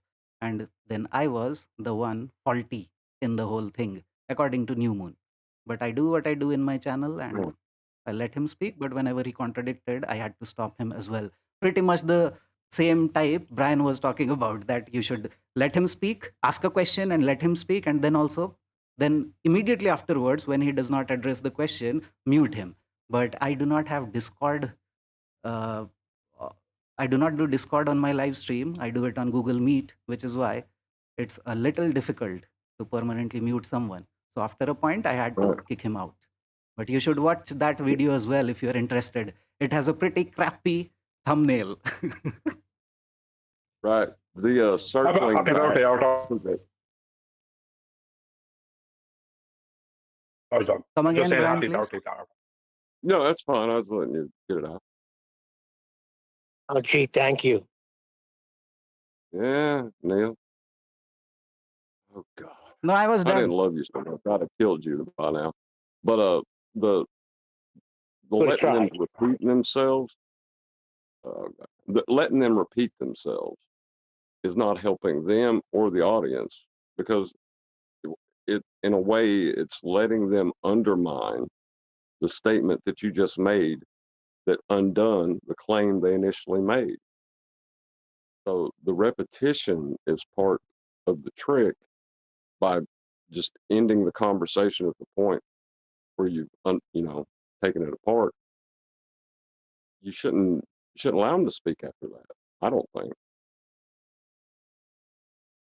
At the same time, though, allowing them to speak and repeat their wrong statements continuously does show that they really don't have anything to argue with, right? So that in some way that is kind of a help, because when even whether it's their own side or the opposite side that sees they have no argument, well, I think that makes it more clear for everybody, right? It So can, what I but it understand, doesn't help them.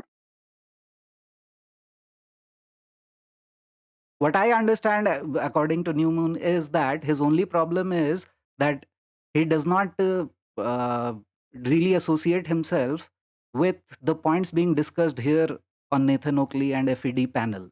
And he thinks that just saying that sea level is level and water always finds its own level is good enough, just like we were 10 years ago. And Nathan Oakley and the panel aren't really adding anything by introducing these complex subjects like elevation angle measurements, which globers have their own way of explaining. So we should stick to water finds its own level and sea level is level and not introduce these new things. This is my understanding of it. Flat Earth, they're not accepting that as evidence. They said that's the only thing we got is one piece of evidence. Well, the reason the elevation angle is such a big deal is because it's the basis for their entire religion. That's why we harp on it so much. That's why Brian took the time to learn how the latitude system was made, and the reason we talked about it so much is their positive claims come from that angle measurement off a flat plane. That's, we're not complicating it. I don't get it.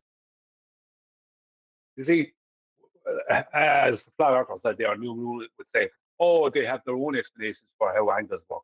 No, that's the thing about it. If you start accepting that kind of BS, then you're going down a bad road. They can't have any explanation. The angle is an angular size, something that they don't have in their paradigm. Number two is an elevation angle. Right? The GP of the peak of that mountain or the celestial body or the lighthouse has to be directly below it. Right? Whether it's the top of a lighthouse, top of a mountain, or to a celestial body, the ground position, the geographical position of that object or celestial body has to be directly vertically below it. And that means it's right at that makes a 90 degrees at the other end of that elevation angle. Right? Because you're measuring a vertical. That's what you're measuring with an elevation angle. Now, obviously, it'll give you a horizontal distance. Obviously, the process is different for, let's say, a mountain than it is for a celestial body, but it's the same thing. They don't have any way out of that. The GP can't be directly below They it in have their a way paradigm. out about it. They do. They No. do, Brian. They do have a way out of it, which is it's locally flat, and they will keep on parroting it no matter what. Would you consider local to I have be, heard let's it say, from. 4,000 nautical miles? That's not a way out of it. That's not a way Yeah, out of I'm it. but just they're saying that. locally retarded. That's a What's concession. locally I'm just saying that retarded? I have heard it. I have heard it from a self-proclaimed astrophysicist also. He also says the same thing. And I have heard it from New Moon also, who claims himself to be a flat earther, but also comes up with these same stupid anti-flat earther arguments. So this has I'll ask you happened in again then. 2025 in the past couple of months. Shills, all of them. So would you consider 4,000 miles to be locally flat? Local. You know what I mean? I think saying locally flat is only locally retarded. Trying to establish how far is local to these clowns. Well, that's what I Yeah, want to but know, Chuck. doesn't Like matter. if I go 16 miles. over there, if I Even go if over there, is that still local? We'll have no trouble here. Whether you measure, Could they Well, define you locally one flat? Is there an inch of it. official locally Oh my flat? God. Sorry, Doc. If you Go guys ahead, want, D-Rose. I Neil know also you're trying to suggested get it. in. Poor guy. Brian, Neil could you also pause for a suggested second? it like 5 minutes ago that if you want to go to my video and play a particular timestamp in just like 5 minutes, Flat Earther, we already I asked them. Flat Earther, yeah, you're but they don't incorrect. care, I do don't they? care if it's, hey, bruh, I don't care if it's a football field, one city block, from here to the liquor store to the strip bar, or from here to California or here to wherever. If it's locally flat anywhere, and you have, say, 10,000 areas that are locally flat, common sense will tell you that that means it's generally flat. So there is no scapegoat. It's nothing but a saving face, concurrent admission of concession and agreement. But they don't want to say it, but they're implicit and they imply it just by saying it's locally flat. They're And that's dead. the problem. It's over. That's the problem, D-Rose, because there are no flat surfaces on a sphere. Thank you. That's what I'm trying to tell you. Yeah. Just by them Everywhere is saying local. it. That's your point, D, isn't it? Everywhere is local. Thank you. That's Yeah. what I was saying. Thank you for Yeah. catching that, Brian. Yeah. But the thing is, Go on, John. I was just going to say, but the thing is, whether you measure an inch, a mile, or like you said, Brian, 4,000 miles, it's irrelevant. The segment and the length of that segment of that line is irrelevant to its orientation and the aspect of its, whether it's, a flat baseline or curving. If it's curving, it's curving. If it's flat, it's flat.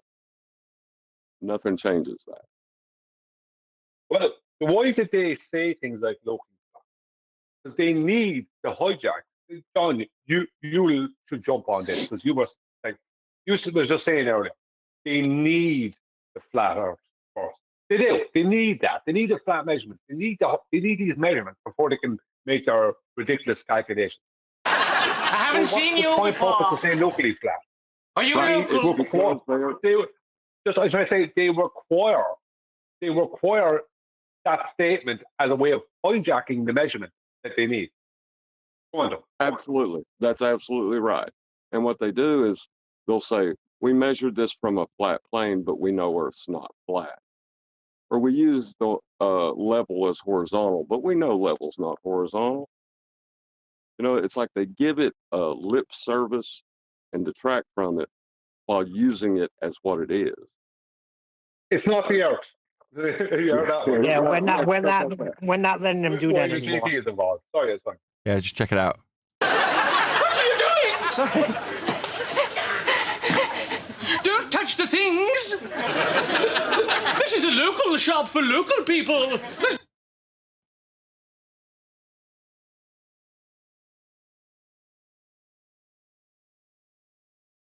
Are you local?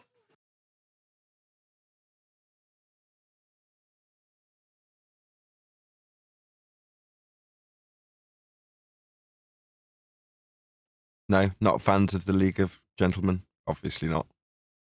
No. It's breaking up for me. I haven't seen you before. Are you local? Right, I'm going to round out with that. Is it saying, are you local? Are you local? Another huge, massive, enormous thank you to both Discord and G+ panels for making today's after show possible. It's actually been, strictly speaking, a continuation of the live stream, which bugged up due to internet issues. So I don't know what you'd call this the end of, but it's the end of something. And this is where we're bidding you farewell. So a massive thank you to all of you. Smashed the super chat, liked, commented, shared, subscribed, joined as a Nathan Oakley 1980 channel member, and all that good stuff. I've been Nathan Oakley, and I will see you all in the next video.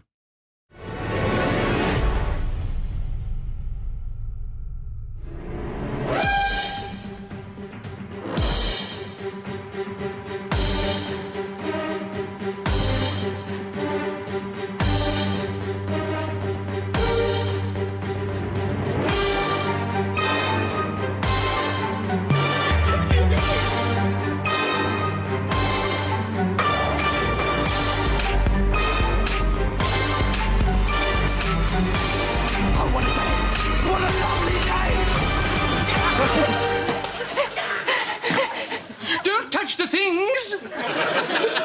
This is a local shop for local people. There's nothing for you here. I can pay.